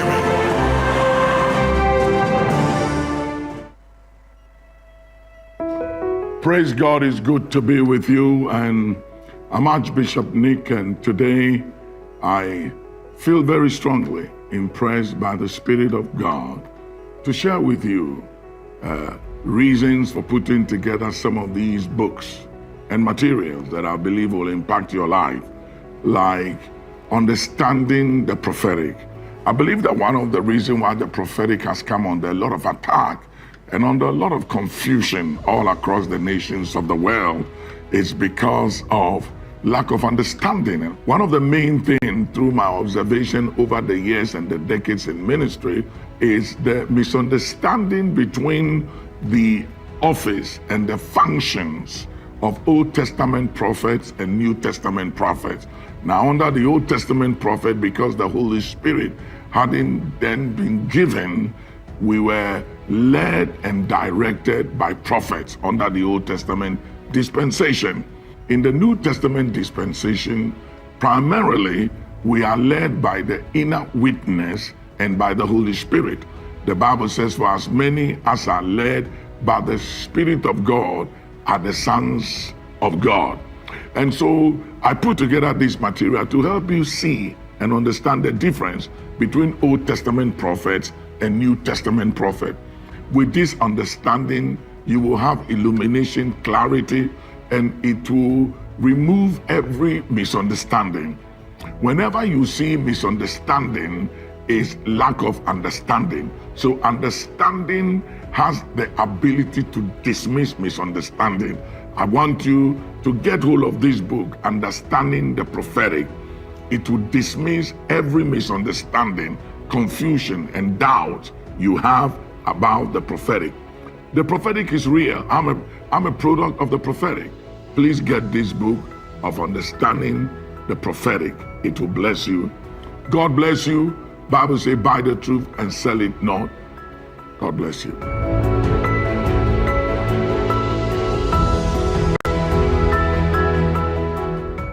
Poverty makes you do what you otherwise would not do. Wealth makes you live the way you wish to live. But revenge cancels the lines between poverty and riches. It's either you're saying something progressive, or I'll just tell your wife that I'm carrying your child. Where is my father? Now that he's coming closer to the community, I Papa Pig go forget your own plans, so I go forget my own. Dominion TV is now also a digital terrestrial free-to-air channel. This means you can watch us in Ghana from your digital TV without any subscription. Just rescan your channels on your digital TV to access it. How? On your digital TV, press the menu or settings button and choose auto-tuning, auto-search, or the appropriate options to scan your channels and look for Dominion TV. Enjoy some of Africa's best Christian lifestyle programming from Dominion TV.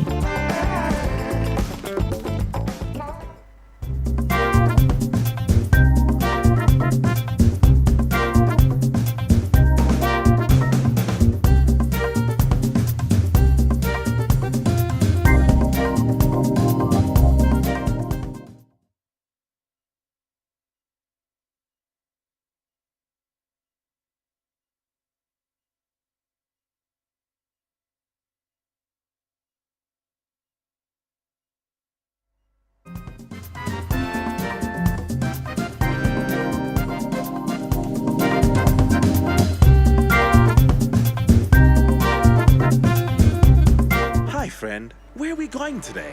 Just use your imagination. My family is the only thing that matters to me right now. This is the stuff that only we develop. These guys are the best. GOTV's ready to take you from your hometown to roaring stadiums and even on international adventures. So let's go together, from home or on the go with GOTV Stream. Sounds like a great idea. GOTV. Love it.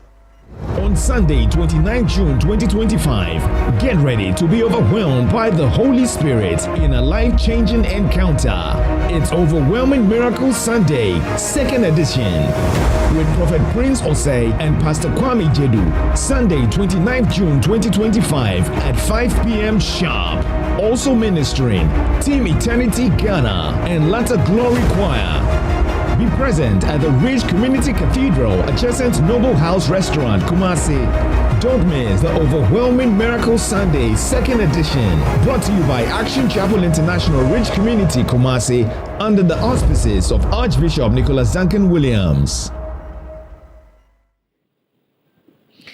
And away from the news review, we're ready for tech and trends. Did you enjoy Steffi B's sports presentation yesterday?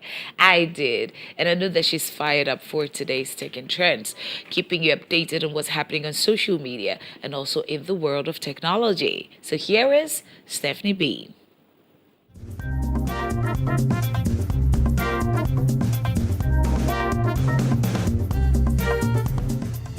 it's Tech and Trends family, and I'm sure you're wondering what's happening in the world of tech, which includes WhatsApp inclusion of ads into their messaging app, as well as the Child Protection Summit, amongst many other stories we'll be bringing to you on Tech and Trends. And of course, I'm sure you're wondering what music we'll be bringing to you. All this is going to take place on Tech and Trends, so go nowhere. Wake Up Africa has a lot for you. We'll be right back.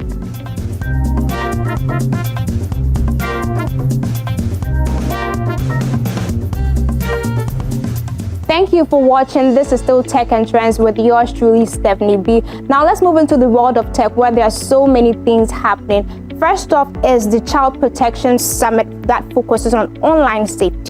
Now, more than 150 personnel have gathered in Inverness for Highland Child Protection Committee's annual conference. This year's event has a particular focus on the online safety of children and young people. HCPC lead officer Donna Monroe said it does not matter if you live in London or you live in Thurso or far. Children could be at risk on the internet if they are not supported, if we don't put mitigations in place. And now that's some information coming from the Child Protection Summit.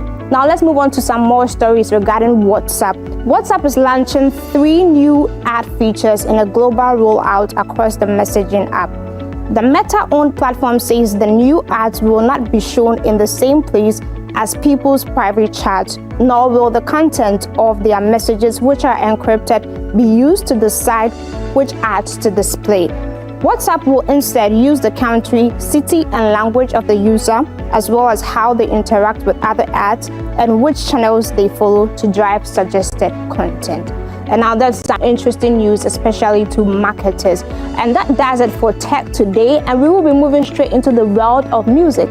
And today with music, we will be exploring something interesting, something that will bring you memories, something that will take you back into the days. Yes, we're going to trigger your nostalgia, and that has to do with hymns today. We will be exploring some hymns, but let's take a bumper, and when we come back, we'll go straight into the world of music.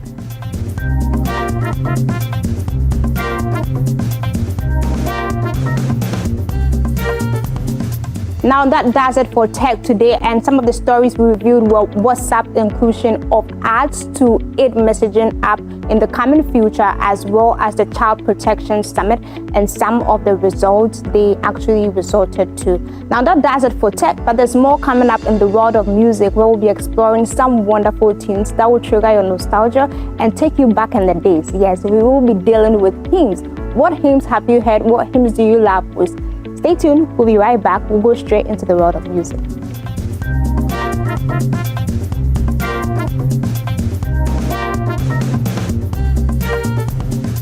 Yes, on music today, we will be diving straight into hymns, and yes, I'm going to get you to be nostalgic. And the first song on our list is By and By. And this song reminds me of the days where we used to march in school, elementary school days, So let's check out By and By. Dark on every hand, and we may not understand all the ways that God would lead us to that blessed promised land. But He'll guide us with His eyes, and we'll follow till we die, and we'll understand it better by and by.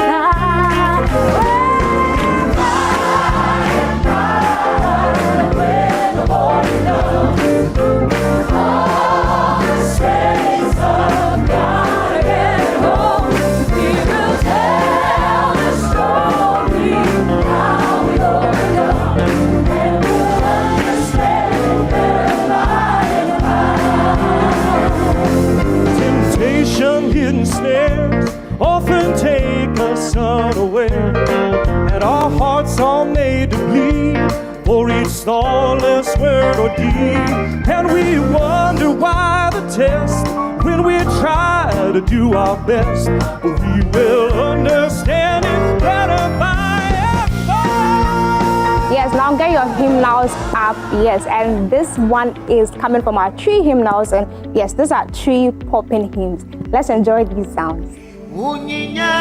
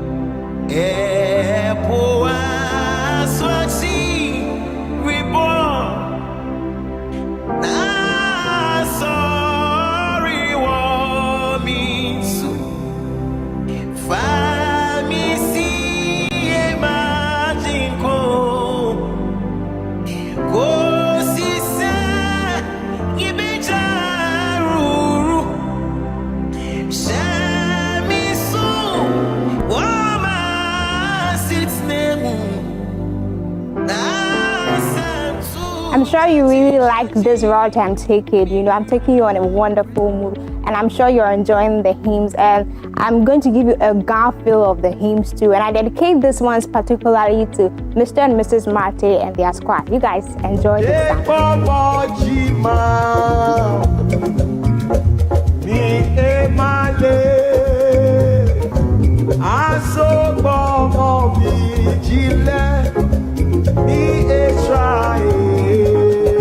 Are you getting me? Take one more Jima. Ni emale. Aso mo bijile. Ni Israel. Aso eke. Nukunyefe. Alo eo. Jigoni no.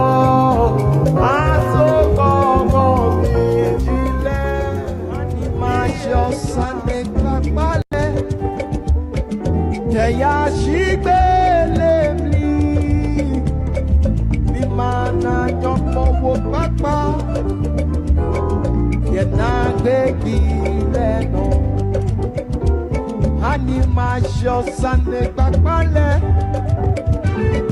Teya Shigbelebli Bimana Jompo wo papa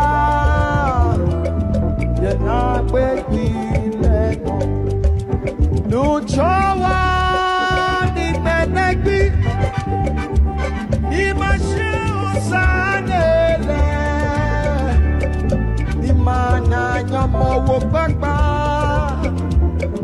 yana baby leno mina lile agbe mi Kena bui hu ha akbe Kulema wo mi gbe machiye Bonyomo o mi ile Oh Ni machache Kemi twifi Ni majachi Kemi Twife Nini ofe Ohamile Nucho. Don't get overwhelmed already. There's still more coming up. And this is And Can It Be? I'm sure many of us have heard this sound, and fun fact is we don't even know the words to the tune. We just get along with the vibe. But I'm sure this will help us know some of the words in the song so we can relate better. So this is And Can It Be? Can it be that I should gain an interest in the Savior's blood? Died he for me who caused his pain, for me who him to death pursued. Amazing love, how can it be that thou, my God, should die for me? Amazing love, how can it be that thou, my God, should die for me? Wonderful sound, and I'm sure you're taking note of the words. Yes. And you know, in every episode of Tech and Trends, I actually have a favorite song or a favorite sound or a favorite musician. And this video in particular, with the hymns that are coming out from it and the people actually doing the whole thing, like this makes this whole song my favorite, and I'm sure it will bless your soul. Let's check it out. Because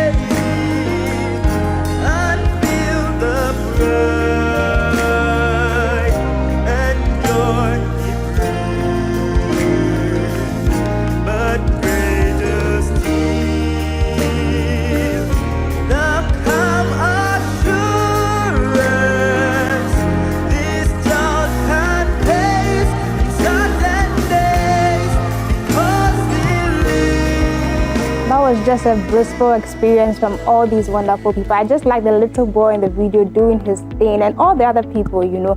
I dedicate this song to all the wonderful people out there. And this is all we have for the hymns version of Tech and Trends, particularly our music piece. But, you know, we've been doing a thing about gospel or, you know, Bible characters, if they were to be in this time and age with their phones, what they'll be doing, how they'll be broadcasting. Today's edition has to feature Noah. So let's see what Noah has to say about his whole experience. My name is Noah. God said, make I build boats. No river, no rain, just plank. I tell him, say, Omo.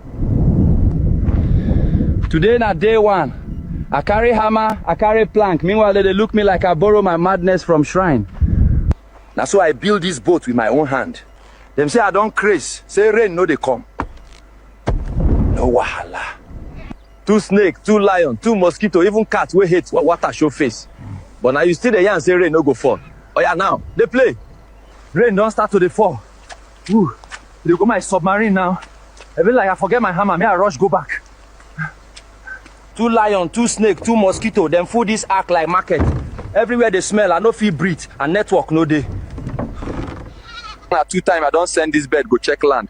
But if you come back again like my ex we no one agree, move on. Omo, I go use am those suya.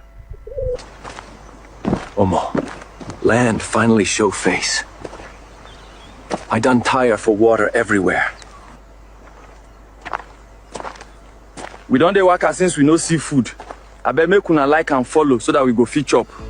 And that was Noah with his vibe and his accent. I'm sure that was interesting. I'm sure it really got to you so much. And unfortunately, this is what time will permit us to bring the curtains down on Tech and Trends. I'm sure you had a wonderful time because I actually did. And thanks for always showing up for me on Tech and Trends. And always have a wonderful day. And don't forget you're great. So live in greatness. Have a wonderful day.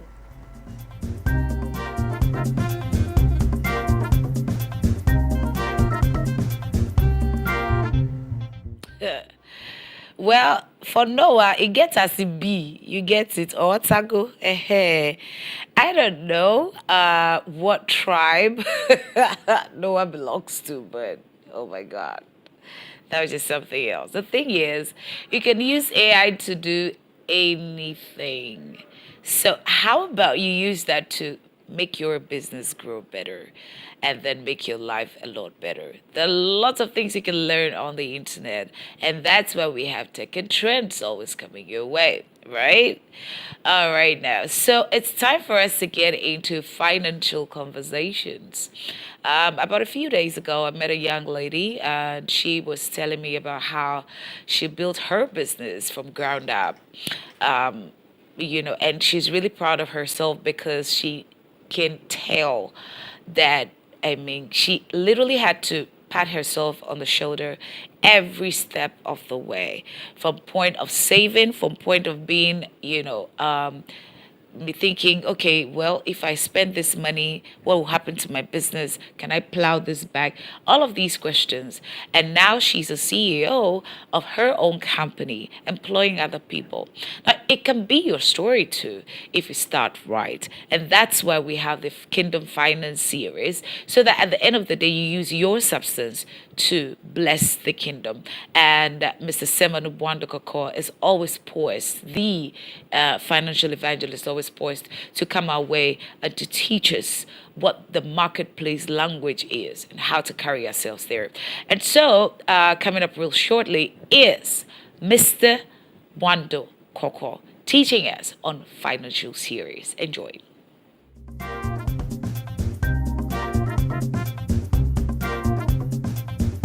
Hi viewers, you're welcome once again to the Kingdom Finance series on Wake Up Africa on Dominion Television. My name is Nelson Semanu, known as a financial evangelist. For the past couple of weeks, I've been talking about the need to develop a regular savings culture because the principle is that what you put aside today is what you save you, is what will save you tomorrow. What you save today is what will save you tomorrow. I've made a lot of arguments about the benefit of savings. I've also shared places where we can save our monies. And in today's episode, I'm going to explain why some people don't like to save, why some people refuse to save their monies. So in Genesis chapter 41, verse 34 to 36, we saw how Joseph, by divine instruction, helped Egypt to save during the first 7 years of famine.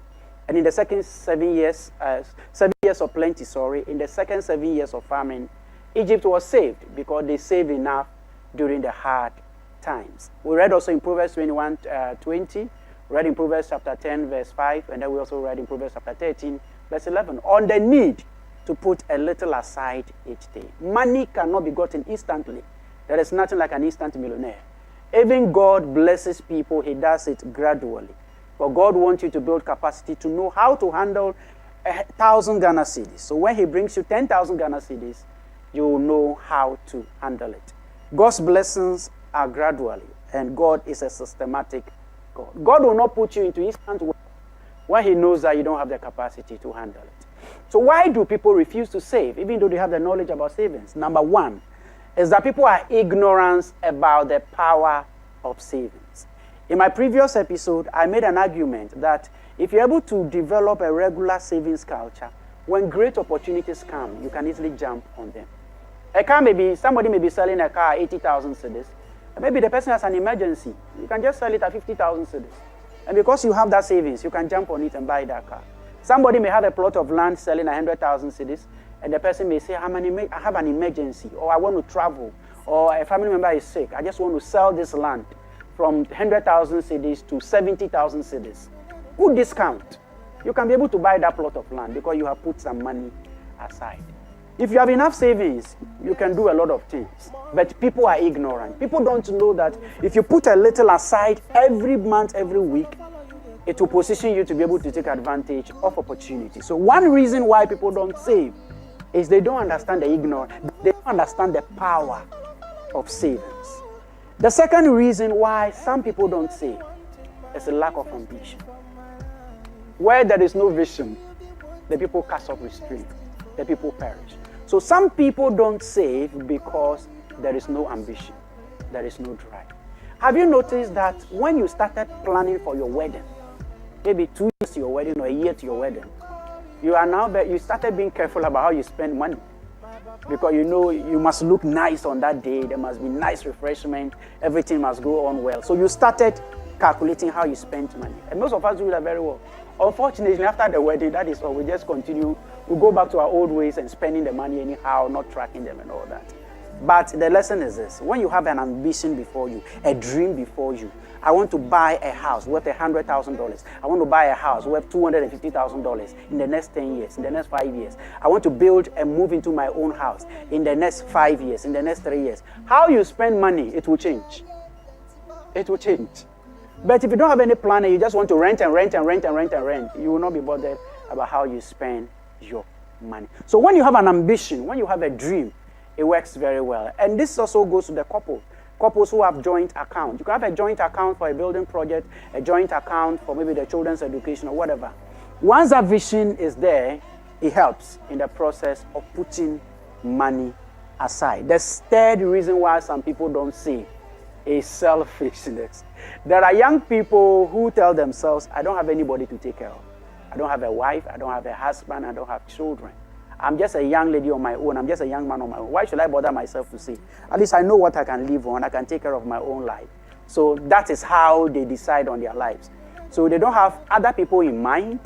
They don't plan to support anybody. They don't plan to help anybody. As a result of that, when you talk about savings, they don't really bother. They tell themselves, I am young. Nelson, this is the time for me to enjoy. Don't worry me about savings. You know, my small money to enjoy myself, put on that nice wig, you know. It will not spoil anything. But what is the use of having all the nice wigs, all the nice hair, wearing all the designer clothes in town, but you don't have anything to your name? No plot of land, no savings anywhere, no planning for the future. And all the money you get, you just spend it on your body. Even the Bible tells us that this body will perish. So there's a need to do something for the future. So people are very selfish. They are very greedy. You live in a family. And you don't think that when there is an emergency in the family, you should be in a position to contribute. You live in a church. You don't think that when your church has a need, you should be able to support. You know? So people just think that they are alone. They are living in a different world. They have no idea of supporting or helping anybody. As a result of that, they refuse to put money aside. Whatever they get, they just spend everything on themselves. But if you are like that, I want to tell you that, I mean, nothing is permanent. A time may come, you may need other people to help you. So if you have the plenty and you are enjoying all the luxury and you are not helping and supporting anybody by putting something aside, the day all your plenty will get finished, and you will need support, who do you go to? Because at least it's out of the 10 people that you help during your plenty seasons, that is when you will get 1 or 2 to come in and support you. So don't be selfish. Put money aside. Support someone. Pay somebody's school fees. Help pay somebody's rent. Tomorrow, that can be a savior for you. The 5th reason why some people don't save, and these are people who are very, very religious people, is fake spirituality. People think that walking by faith means that they must leave everything to God. They say, God will sort me out. I don't need to bother myself. Tomorrow will take care of itself. Tomorrow has never been able to take care of itself. The tomorrow you are looking for is the tomorrow you are creating today. Your life choices, the way you spend, is determining the kind of future you are going to have.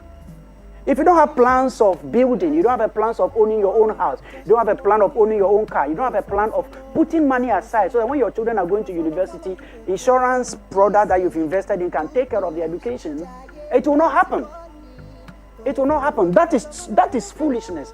This is not spirituality. To think that I serve God, I worship God, I fast and pray, so I shouldn't take precautionary measures towards my future. Fake spirituality. So people don't save. They get everything, they spend everything today. They said, tomorrow we'll pray to God. Oh Lord, give us this day our daily bread. We don't need to plan for our future. It's a dangerous way. Please, that is not wisdom. That is fake spirituality. God is a master planner. When you read the Bible from Genesis to Revelation, he encourages us on the need to plan for the future. The future shouldn't come to meet you not prepared. Number 5 reason why some people don't save is a wrong mindset about money. Why are you not saving, Nelson? Oh, when I need the money to appear.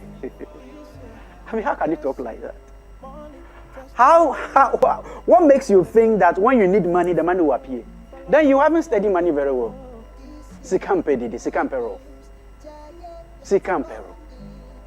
When you need, in fact, the times that you need money, sometimes the money just doesn't appear.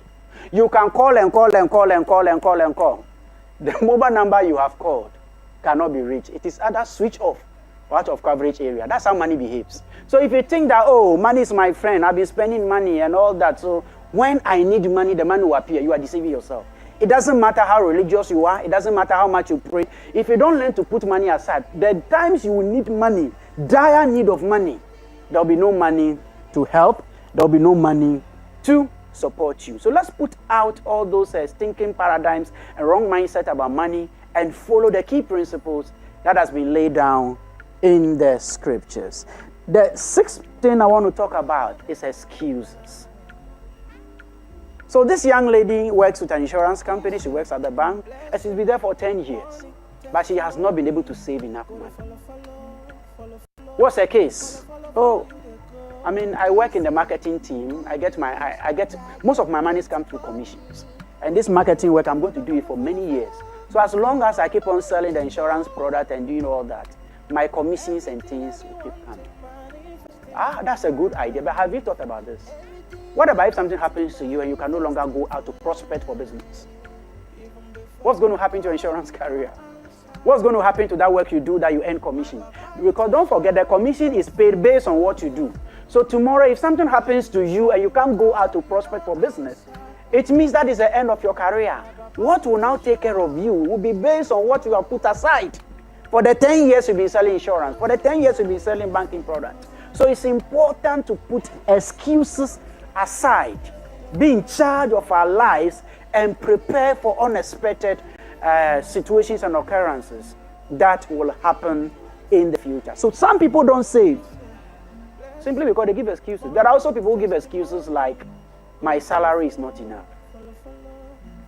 Nelson, one of the reasons why I don't save is that my salary is not enough. In fact, the day they will pay me a very good amount of money, I will start saving. I'll start putting money aside. You are deceiving yourself. you will never have enough. Don't forget, anytime they increase your salary, your expenditure also goes up. Salary increment, expenditure goes up. There are times you even get money that you were not expecting. And all of a sudden, ideas will come into your mind on how to spend that particular money. So you need a lot of determination and a lot of discipline to be able to save, because excuses will always be there. There will be excuses why you cannot save. It is up to you to rise up and fight against those excuses so that you'll be able to put something aside for the future. The last thing I want to talk about, why people don't save, why some people don't save, is procrastination. Procrastination. It's been said that procrastination is the thief of time. Procrastination is the thief of time. I'll do it tomorrow. Oh, I'll start tomorrow. Oh, when things go fine, next week I will start. Oh, the next 3 months I will start. As I'm here today, May is almost ending. And I was just telling my wife that I am surprised that May is ending, because we just started the year not long ago. After the elections, 2025 just started. But we are virtually, in the half of the year. The year is gone. And we all ask ourselves, how much money have I been able to save from January? Out of all the monies that came my way. What have I been able to do out of all the financial resources that flow to me from January to now? That's a question that every one of us need to ask ourselves. Regular savings culture is important to reduce the pressure on your life. It will put your life on a track where things work for you. You'll get to a point where your worries in life does not include money anymore. Not because you're a millionaire, but simply because you put enough aside to take care of your emergency. So today, I'll just run you through about 7 reasons why some people do not save. Number 1, they are ignorant of what savings can do for them. Number 2, they have no drive, ambition, there is no vision, there is no dream. Number 3, they are just selfish. Number 4, they fake spirituality. Number 5, wrong mindset. Number 6, excuses. And the last one is procrastination. It is my prayer that you will not allow these excuses to prevent you from putting a little out of your salary aside every month. My name is a financial evangelist, and I'm happy that you made time with me on today's episode. God bless you.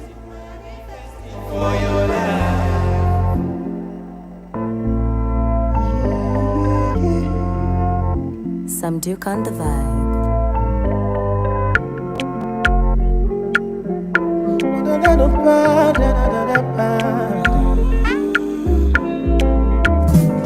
This year, blessing, money, testimony. Go to follow you they go. This year, good news, giant plenty money. Go to follow. Prepare you for the marketplace. And now that you know that everything that comes into your hand, you can decide to save some and also decide to spend just a little and then plow the rest back into the business. Now that we've prepared you for the market, now we can prepare you for a bigger job. How about let's get into the conversation of job seekers and job creators. The who, the how, and the where. And Coco is going to take over that conversation, his voice for it. If you're looking for a job, if you're a job owner, if you are somebody who is concerned about the youth of Africa, today's youth, you want to be a part of this conversation, you want to join the conversation online, it's My Dominion TV, and you want to like, share, and drop comments so that at the end of the day, it's a team that is getting Africa ready for a better future. Kaku? Right, and so sleeves folded up neatly, my ties knotted. Let's get into the boardroom now and have that conversation, shall we? Welcome to the big conversation. My guests are also ready. They're joining us virtually via Zoom from their places of work and the comfort of their offices. Dixon Hassan is career development expert, CEO of Career Compass, and also Sheriff Gali is techpreneur, innovation and startups development expert And of course, they joined us. Of course, that's Sherry for you. Thank you very much for your time. We're grateful that you can join us once again. How are you doing, sir? I'm good, Coco. How are you? Well, looking forward to your interventions. Maybe some of them could also hit us up. Yeah. You know where I'm going with this, right? I'm always going to talk to you. I know. Now that you are there, right. we're talking to you. But of course, it's good to have you, brother. We're talking today job seekers and job creators. We're focusing on all those who matter in this particular space. I mean, seeking a career can be very, daunting sometimes. A lot of people have to go through a lot of issues, from submitting of their CVs, waiting for, that call, that message. It's a very, very, very sensitive moment. And a lot of people have a lot of mental issues within these spaces. I want us to quickly start off on this note, right? Where we are as a country, before we extend it to the continent of Africa, what's the direction like by way of education and also policy? Are we seeing Ghana going into more job creation or creating the employment by the public sector and absorbing them? And why do you say so? What are the indicators like? All right, so thank you very much, Koku, and to the team at Dominion TV. Once again, thanks for the opportunity. It's a very good topic to talk about job seekers and job creators. But you asked a very intelligent yet controversial question, and I'll answer it as it demands. So when it comes to the ecosystem of seeking for jobs or creating jobs, there are three key elements that play a key role. First is government, and government takes care of policies, the government takes care of remunerations, government takes care of the nitty-gritties that allow young persons to get a job. Now, the second pillar is the academia. I am bringing them, most of the time people will put them aside, but I am bringing academia because academia is responsible for the skill set that the young persons go to the market with. They have to train us, they have to give us the necessary guidance. So we go out there well prepared to contribute to the workforce. And now the last one, surprisingly, would be us or the person seeking the job. Sure. Why do I single out this? There could be other factors like the society. There could be other factors like the vicinity and then private sector. But I'm not mentioning private sector because for private sector, yes, we create the jobs and we look for best fit young persons to fit in that portfolio. But now let's take it from the first responsibility, government. So we have a country, just being so honest to your question, we have a country that keeps singing job creation, but bringing policies that are promoting job seeking. So we keep telling the young person, create the jobs, go into entrepreneurship, go into innovation, start businesses, create the jobs and employ. And it becomes a sloganarian thing. We kind of just slogan it. And that has been the slogan of every political person. Create the jobs, create the jobs. They speak and open eyes as if they are so serious about it. But they go back and bring policies that are not helping the young person to really go into that entrepreneurship. You bring out policies and taxations that are taxing young people. You bring out policies that are not allowing young people to be able to access finance or may not be able to access finance. Look at monetary policy rate, loaning at a very high rate. Look at the policies that are more focused on infrastructure, not building the young entrepreneurs, giving young entrepreneurs the needed tools and access to be able to create jobs. So what are young people looking at? They are looking out to become politicians. Right. They are looking out to work with Senate. They are looking out to work with VRA. They are looking out to work with, because they feel like, well, people working at VRA, Senate, and the rest, they are okay because they have their monthly salary. They have a very big house or maybe relatively a house to live. They have car. So people grow up in a society where policies have allowed people to respect those who are working with government. So a Ghanaian young person will say that if I don't get a government work, I will do entrepreneurship. So entrepreneurship is a second option, not even their first option. In other jurisdictions, creativity, innovation, and entrepreneurship is their first option. If they don't get, then they look for government work. But we have made it so, policies have come and have made it so very good that the government sector is more welcoming to young person than creating a business. And now, when we talk about academia also say that we are grooming people who will become creators, who will become innovators. But at the end of the day, we are taught theoretically. So how can a theory person come and start something? So you go to learn computer science. You should be building software. You should be able to do things in computer and in tech. There you come out and the person cannot even build a single website, but they have done 4 solid years in a university doing computer science. They may have done website development. They may have done programming, and yet they cannot put together a one single website. And these are the people who are China. So how do I even employ somebody who's a computer science graduate? How do I employ you when you have no practical skill set to show up? So the question is, how do they even go through the 4 years of education? And some of them even have degrees and first class and second class. I'm like, what happened here? So these are the situations. There's not only computer science. That's my sector. I'm using as an example. You see somebody who said, I'm an accountant and cannot even know what a balance sheet is, what a credit book is, what a cash book is, and all of those things. What is petty cash? They don't even know. And 4 solid years, the person have gone to a Ghanaian university to learn accounting as a main course. And these are the things. So the mismatch in the skill set is so vague. And now it comes to us, the persons, the young persons looking for the job. And we are also saying, I want to be an entrepreneur, but deep inside our mind, we want to be either government work. And that is our first option. If we don't get, and we don't get to work with government, we don't get to be employed, then we start thinking of entrepreneurship. Are we serious as a nation? If you really want to move as a young person, you should prioritize being your own boss first. Then the others would be, I'm not saying working and learning is bad. If your intent is to work with an entrepreneurial mindset, hey, I'm giving myself 5 years to work here.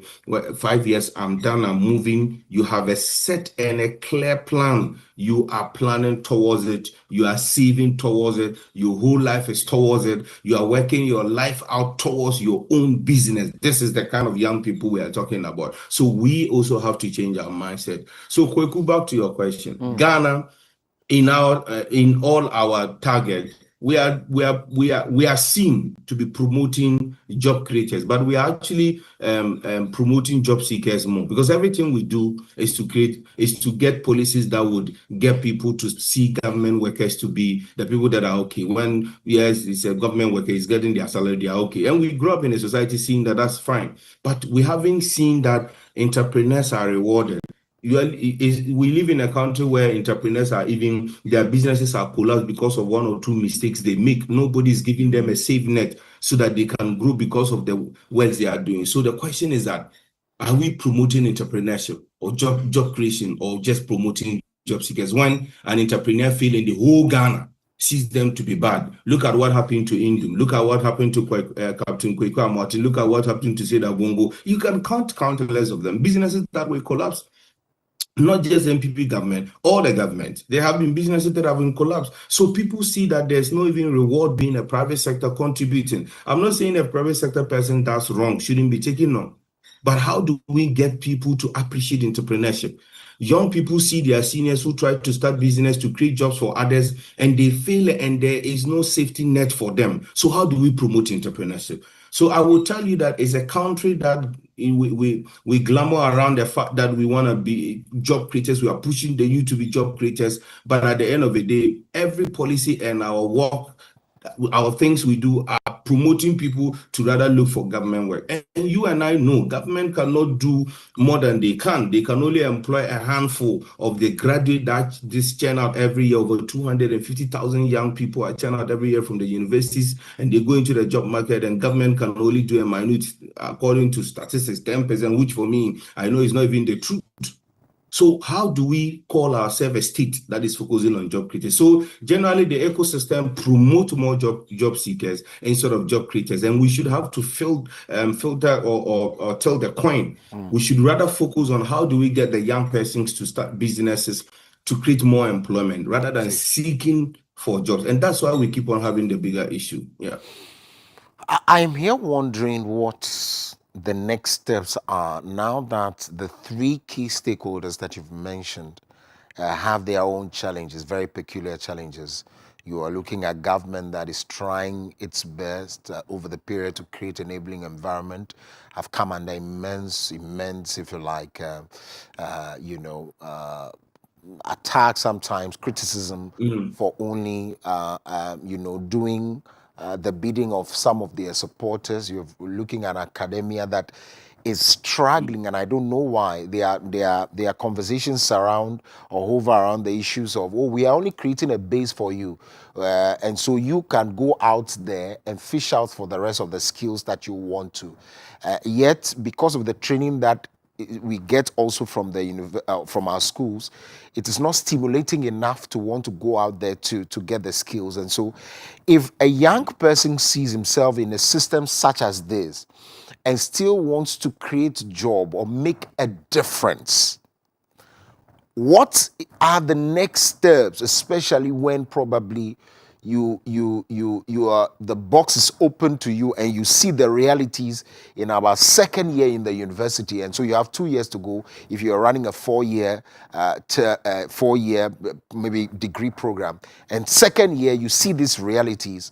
What must you be doing to get prepared for, if you like, the mess that has been created, the things, the ideas, the fancy ideas that do not even exist or will not become realities? How does the person prepare to get skills to be able to create jobs or help make a difference in somebody's work setup?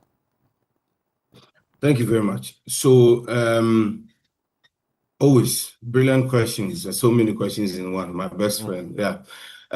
So to address this issue, before I even start, I beg to differ. You can't say you are using 4 years to give somebody the basis. 4 years, even a year is enough to give somebody the basis. Let's be honest. I have no issues with our educational curriculum, and the professors know I love them so much. They themselves know our system is not helping us. The biggest issue is that our educational system, it gives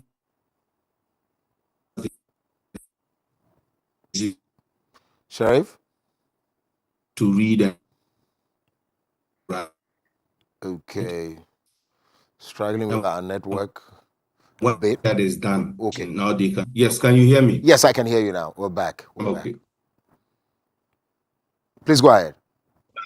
Yes, we need to start making sure that people are creating their jobs. But let me be honest. Like I was just saying, I don't have a problem with our educational curriculum. The professors themselves know that. They themselves understand that there's a need for a shift in curriculum. So you give us the basic education for the basic secondary school years, and now we have been able to chart our path. I expect that when somebody go to secondary school, you start on your level. So imagine you, a fine journalist. Imagine you had the training from senior high school. Who is a BBC journalist compared to you? You're going to be trained for it, immersed in it. You come out and you are the hottest of all the cakes we can find. And that is what we are talking about. Understand what the passions of the young people are and give that kind of training to them practically. And even if you don't understand their passion, but they are allowed to still go through our formed curriculum since the Kwame Nkrumah's days and the European days, then make it more practical so that when they come out, they have something to show.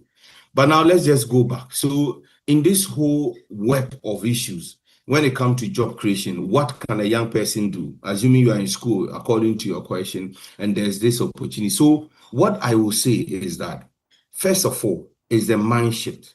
Even the mind and the policy shift of government, which is also mindset. If the leaders who are leading us don't also shift their mind, because this is a deliberate thing. How did the Asians do what they are doing? You don't see an Asian and a Chinese, let me just be quite specific, a Chinese or an Indian who finish and they are just looking for government work.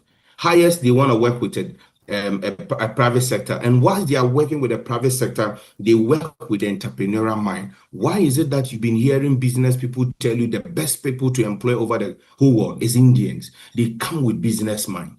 They come to not just work, to learn and immerse themselves and literally own the business. And now this is their strategy. Microsoft in the whole world is now led by Indians. Google is led by Indians. How are they doing that? These guys come and they bring the business acumen. They come and take away your work as if they are the founders. So you have no option than to leave the business for them. And they are employing their own people. And that is the mindset we are talking about. So how do we get ourselves to change our mind? And if you are caught within the web of so many issues as a young person, the thing is that ask yourself again, can public sector employ me? They have been your brothers and your seniors with PhDs and degrees for years. They don't have any job. That alone should tell you that you have to wake up from that slumber and start thinking of how do I create a business? How do I create an avenue that I can employ myself and possibly employ somebody? If you want, use the psychology or the philosophy of a dog. Even employ yourself, not everybody. Think of yourself. So you can you hear me? Yes, I can. Am I crystal clear? Yes. Crystal. So you can, if you are thinking that and that is your mindset, when you are done and you have a job, then you can be thinking of creating another opportunity for some people. And this is what we've been looking out for. So if you're going through and education is very important. Nobody should say anywhere that our education is not important. It is what has made all of us. But the thing is that once we are now educating, every young person should be start thinking of put our minds off public sector work. Highest, we can look at the private sector where you'll be allowed to work and learn more, gain the skills, and be able to now do more outgoing there, running your own business. But for putting all your hopes in public sector, let's be honest, the government cannot employ everybody. Already the ones government employ, they are not able to pay them. You are here when nurses are going on, and what do you call it? Strike. And so many more may come. And this one not started this government, previous government, and this government to their own issues will come. So the point is that the public sector is not able to assume to take everybody. So what we can do is that if you're in senior high school, if you're in tertiary, and this is all of us, the media, trade associations like the Ghana Chamber of Young, everybody responsible. Let us start changing the minds. Let us help our young people to shift their mind from focusing on a white collar job to focusing on creating businesses. But look around you. Right. Yes. Quick one, and I don't want us to move away from that point before we get into that conversation. The idea also about creating job looks to a lot of people like once you personally have not created the job, you have failed. And that's why everyone wants to create a business. They don't want to work under people. Is it everyone that can manage their own business? No, not everyone can manage their own business, but everyone would want to be the richest man. I keep saying this. I've never seen anybody who says I'm a worker under this company and they are living or they are okay like the owner of the business. So the question is that it boils down to the fact that not everybody can be an entrepreneur. Do you want to be an entrepreneur? Do you want to be a person responsible for taking all the risks? If you can't, then look for somebody and work under. Like I said, I am not against people working to gain the skill set, but I'm against when people are working for livelihood. They work all throughout their life for somebody on a simple paycheck until they go on retirement, and we see how, in quote, their lives are. Okay. So why would you want to be like that? Don't you want to learn from other people? We have seen government workers on retirement now. We have seen even people who have worked all their life and what they are looking. So my point is that go into the work field with an entrepreneurial mindset, that you are working towards a goal of maybe one day having your own business or even a side business that is engaging somebody. The example is, I imagine a teacher who have a shop, a barbering shop, that he opens around and employ people to barber. This is a livelihood. Without teaching, he's doing okay. He will not join people to do a strike when strike is striking because the guy is having something. Imagine you a journalist, you have your own consultancy, you are running consultancy. There must always be something attached to what you are doing. That's right. So that is a mindset. Even if you are the type that cannot manage your own business, and sometimes it's not every business you have to be the one managing. You just need system and structures to manage your business. For example, you buy an Uber for a driver to be driving. How long and what extra ideas do you need to manage an Uber? Ensure the person is using the car well and is giving you your sales, and that is it. So when you're professional, no. So there are certain things you can always be able to create it. That is the point. Yeah. If you cannot, and you think that I am not somebody who can manage my own own business, invest in other people's business as well. Look for other young people and invest in their business. Have a stake in something. That is the point. Something is running aside your work. So the entrepreneurial mindset, or you go to that business and work out with the mindset that one day I'll become a shareholder of that company. I want to become a part owner, like what the Indians are doing. An Indian man will forgo their salary for years just so they become a shareholder of a company they believe in. And before you realize, they become the biggest shareholder. How many of our young people can do that? You have to go in with the entrepreneurial mindset. So that is my point. Not everybody can create their business, and not everybody can be an entrepreneur, but everybody want to be rich. So me, I always leave it open. If you want to be rich, because when they mention the richest men in Ghana, from 1 to 10, you will never see a politician. Most highly, you see a businessman. They say businessman. I've never seen a professor part of them, with all due respect. I've never seen a journalist part of them, with all due respect. It's always business people. So why are you telling me not everybody can be an entrepreneur? You don't want money, fine, that is on to you. But now, Kwaku, you said something that is very important, that if you are not able to create the job, it's not a failure. If you are not able to create a job, just find yourself a job. And once you are doing that job, like I said, whether you are working for somebody or not, go there with an entrepreneurial mindset. Right. So we are saying seek for the job as an entrepreneur. Don't seek for a job as a job seeker. That is my point. So when you go there, there's either a plan you are working towards. An entrepreneur have a plan. That's next 5 years, I'm going to do this. Next 3 years, I'm going to do this. That is the entrepreneurial mindset. So go there with that mindset. That's my point. And if you can start your own business, at least if you can't employ everybody, employ yourself. That is my point. Just employ only yourself and create the job for yourself. Grow. When you grow, you definitely need somebody to help you do your secretary work. You need somebody to help you do this work. So you are going to definitely employ somebody, and that is the idea. Time check is 9:38 a.m. here in Ghana. We'll go for a quick break. When we come back, Sheriff is still on. We're trying to see if we can connect the second guest, but Sheriff will still take us through how we can become competitive in the League of Nations on the African continent. There's an opening for all of us. The African Continental Free Trade Area is a big opening. How can you take advantage of that? Look, I am one of those guys who is very passionate about making sure that we conscientize the Ghanaian, we conscientize the Kenyan, we conscientize the Zimbabwean, that there are jobs in Egypt, there are jobs in Namibia. So the jobs are not only in the UK and the US, but how can we become competitive on the local scene? How can we strive for excellence continually? So much so that once we get onto this bigger stage, we're able to compete with the other League of Nations. We'll talk about that and how we need to become employable, get some skills. After this break, do stay with us. We'll be right back.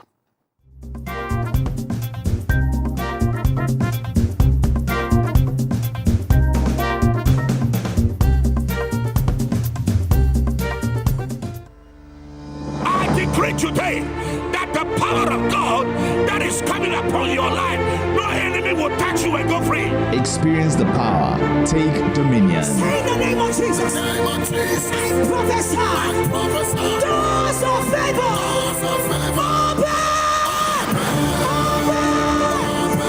Action Chapel's Dominion Hour. Now, live, this and every Thursday on Dominion TV. And from today, you will be stronger than any enemy.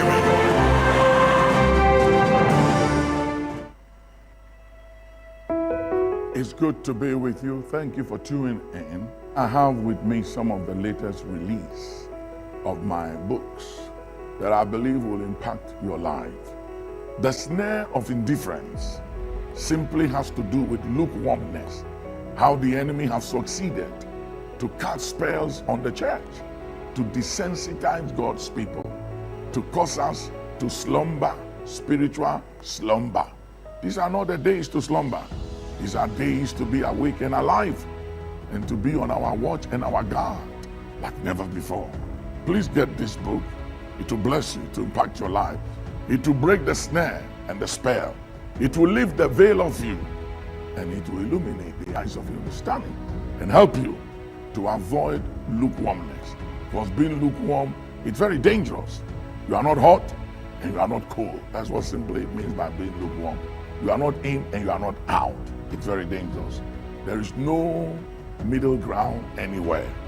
You are in or out.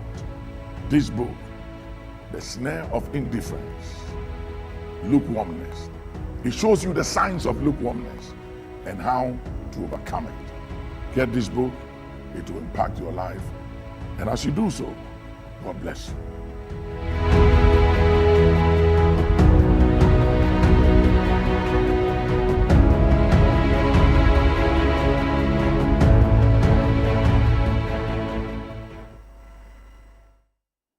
Welcome back. This is the big convo. We're talking job seekers versus job creators. If you just joined us, it's a lovely conversation. I want you to join in, be a part of it. We're streaming live on Facebook and of course on YouTube. You can drop your questions there. We'll be glad to share with the world. You need to stay hydrated and stay satisfied with Aquaclear mineral water. You also need to go to the bank hospital for your medical needs and make sure that if you're looking for that rich, thick and red appeal for your tomato mix, then it's Gino tomato mix, and the Gino truly cares.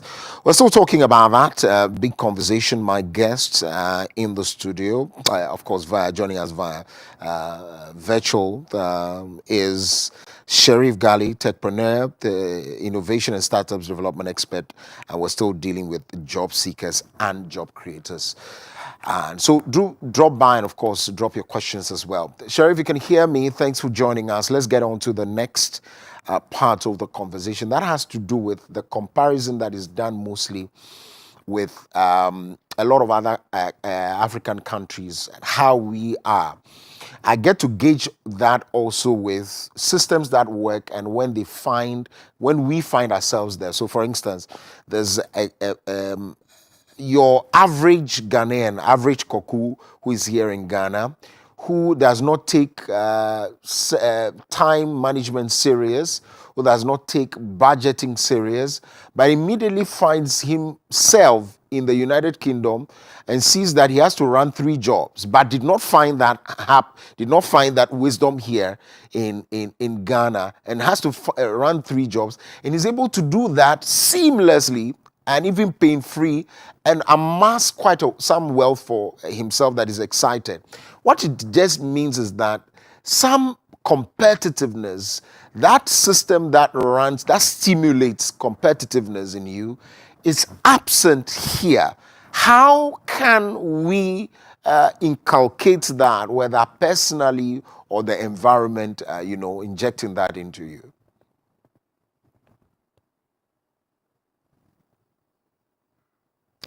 Alrighty, is it us or Sherif? Okay, alrighty. So we're still on that big conversation that has to do with job seekers and job creators. If you can hear me, Sherif? Yes, can you hear me? Yes, clear now. All right, so I heard you loud. So yes, what you said is rightly so. You can liken it to the persona, the inherent personality and the behavior. The question is, why is it when you go to the Western or Europe, you are able to get yourself up to do more than 2-3 works just to keep up. So in as much as you liken it to the inherent personality or behavior of the person, Kweku, you also be very honest to say that it's a systematic issue. So you go to a country where there's a possibility of you working 9 to 5 and still have a job for evening and maybe able to do another 2-3 work, and the system is working and there's that collaborative opportunity. You would be forced to do it. But you have a country where you don't have that. What can you do, Kweku? As we sit now today, if they say that there's another gig you can be pulling around and still come to your TV to do your work for Dominion TV, and after that other gig and that other work, you can still do something. All of these are secured. You will do it. It's not like the Ghanaian is lazy. So that tells you that when a Ghanaian go out there and do it, it's not because inherently we are lazy in Ghana and we don't do it. It's because the system doesn't give us those opportunities. Because if the opportunity is there, who wouldn't do? One of your guy who has been reaching out to me, my very good friend, also has a lot of things doing. I was happy to hear that I do this. And imagine that was a secured work aside Dominion TV. This guy would have 1 or 2 jobs on the hand.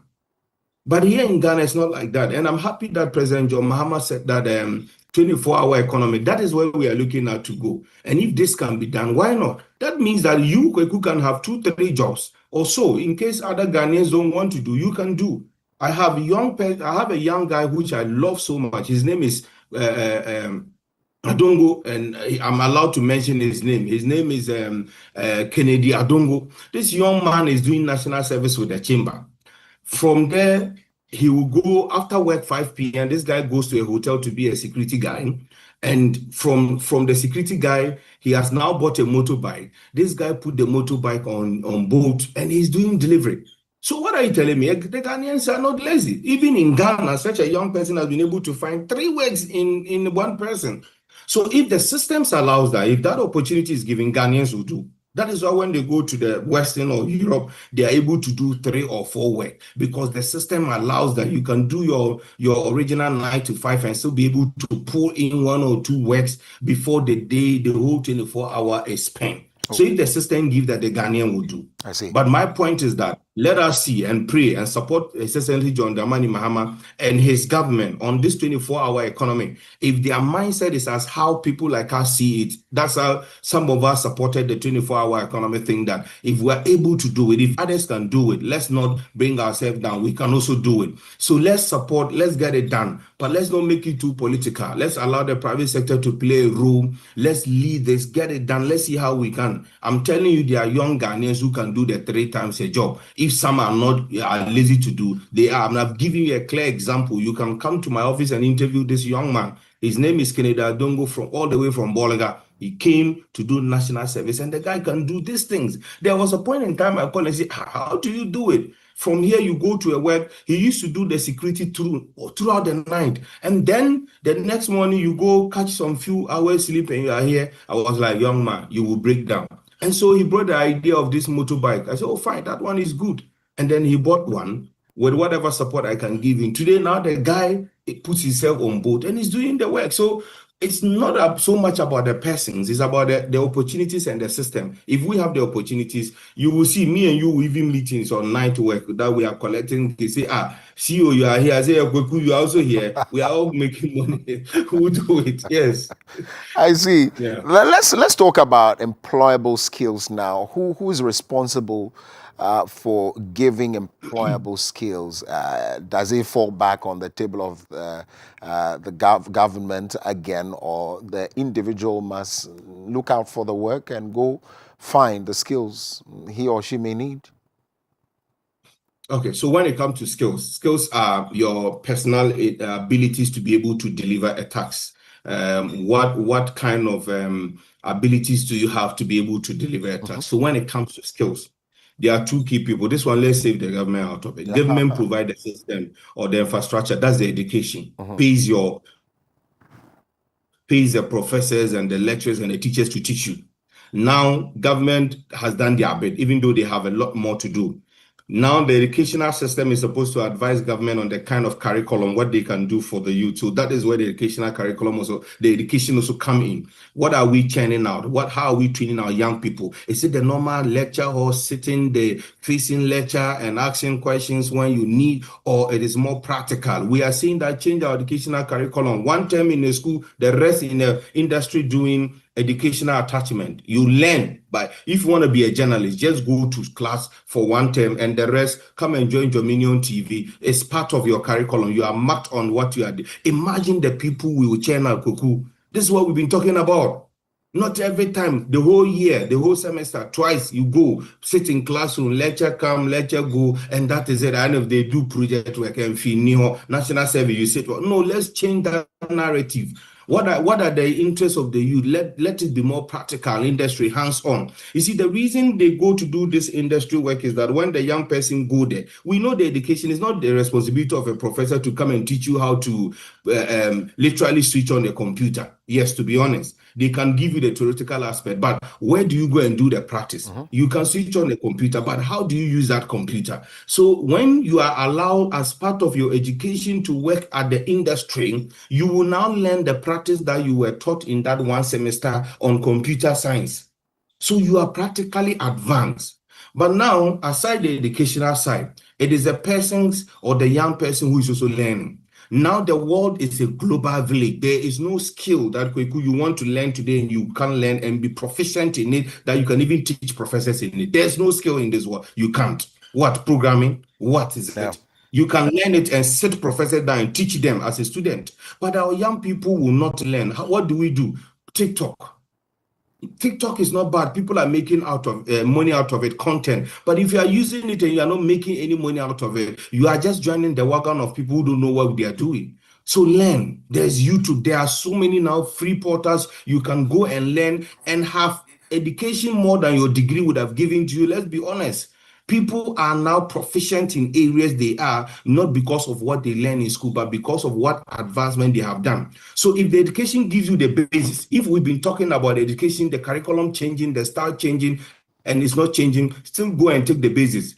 Let's be honest, with even this, our educational system, we still have doctors, we still have engineers, we still have computer graduates, it's still doing it best. The educational system is not bad. I beg you, so that no professor will come and hold me. We are saying, let us change the format of the delivery. Don't sit so much in class, give them the basis, let them do industrial education, like the Germans are doing, like the others are doing. It's working for them. So it is good. It has given us the engineers. We have seen them, given a professor. But can we change it a little bit? Because the demand of the system is more on people who have skills, practically, not book. You have a first-class student who came to me for interview. The guy is very solid on research. Obisane say, what research document have you done? I'm not learning. But first-class students, PhD or whatever, whatever they call it. And these are the people that we are churning out, but they have nothing to offer. So the point is that whilst the education system may not be so practical to help you get all the skills you need, learn yourself. Because if you don't learn, you would be the one to suffer, because the system is not so, how do I put it? It's not so very good, or it's not so very welcoming. It's not so pampering like how it used to be. Oh, could be good journalist, so every TV station is looking for you. Now it's not more like that, bro. You are good. Some people are goodest. And then literally, and then all of you are looking for one small opportunity. That's right. No matter how intelligent you are, others are also there. So people, so you have to add a little bit of value so you can outshine people. And that value is not in the classroom. That value is about you learning practically. It's about you practicing it practically. And that is the only way you can be able to stay afloat. So, bro, it is the two people, the educational system and the people who are studying, the students. We are responsible for the skill set. Identify your interest. Me, I knew my interest was feature. I learned computer science. And that has been it. Yes, from day one. I was doing marketing at T-Poly. When I had the introduction of computer and all of those things, I started those times, those are big screens. Exactly. That's what affected my eyes. I have to be wearing lens all the time. I would sit on the screen like this, just learning nothing. I don't even know what I was doing. It has helped me. And there was a passion. I didn't know, but I just love it. Right. I just love to be in the internet. I love to do things. And today I have chosen that path and it's helping me. So what is your path as a young person listening to me now? What is your interest? What is your passion? How much skill do you have in that? Is it journalism? Have you come to ask Kweku to mentor you? I'm sure he will gladly do. How are you learning? Are you just going to GIJ and all of those things and hoping to become a journalist and stand on TV3? You will come and learn. So please make sure you come out. I'm very serious about this. Come to people like Kweku and Co that you can learn from and learn from them. If not, the competition is tough. And the system is not pampering. The system is not for anybody further. It's not pampering like we know it. Yes, you can say some people are lucky. That's those people. Are you also lucky? No. You can be like, so you need to chart your own path. I see. Yeah. Absolutely. Always a blast talking to Sheriff Gali. There's an entrepreneur, innovation and startups development expert helping us understanding and whipping up. I mean, we've got to get this conversation all the time so that, especially for people who, it's never too late, you can still get into that. And I'm sure these words, these advices, these nuggets have helped you to create jobs, to help people create jobs, to stay in job creation and be a part of the excellence that we need. There are quite a number of things we're going to be rolling out in the coming months, and that's going to be helping you with some of these conversations coming up. So big thanks to Mr. Sheriff Gale for joining us today. It's been a wonderful time. Coming up also at 12 midday, remember, if you've not joined our 1 million strong prayer watch, you need to join. Coming by is Reverend Prosper Saba today, the Wednesday, June 18th, at 12 midday. We're getting in there. Remember, the theme is No More Limits in My Divine Encounters. And so join us for that particular prayer. We're back tomorrow to do it all over again. But of course, it's 30 days also to the big one, Global Prayer Work Summit. We are counting down. And so from yesterday till the 17th of July, we started counting down. You want to join us. Now is the moment to silence the noise, to cast aside distractions, and reconnect with God like never before. And so no matter where you are in the world, no matter your walk of faith, whether you are Catholic, whether you are anyone, everyone must pray. And so join us. Register www.gpwsummit.org. www.gpwsummit.org for the Global Prayer Work Summit that comes off from the 17th of July to the 19th of July. When you get onto the www.gpwsummit.org, you find the details, all of that. But make sure you register your friends, register your families, and let's see you at the Global Prayer Work Summit come 17th of July to the 19th of July. Well, it's been a big day. We're back tomorrow on Thursday to do it. It's been Wake Up Africa. I was joined by my very adorable evergreen, Bia Delade, who joined us, my co-host, of course. My name is Kokulumo. I'll see you. God bless you. Bye-bye.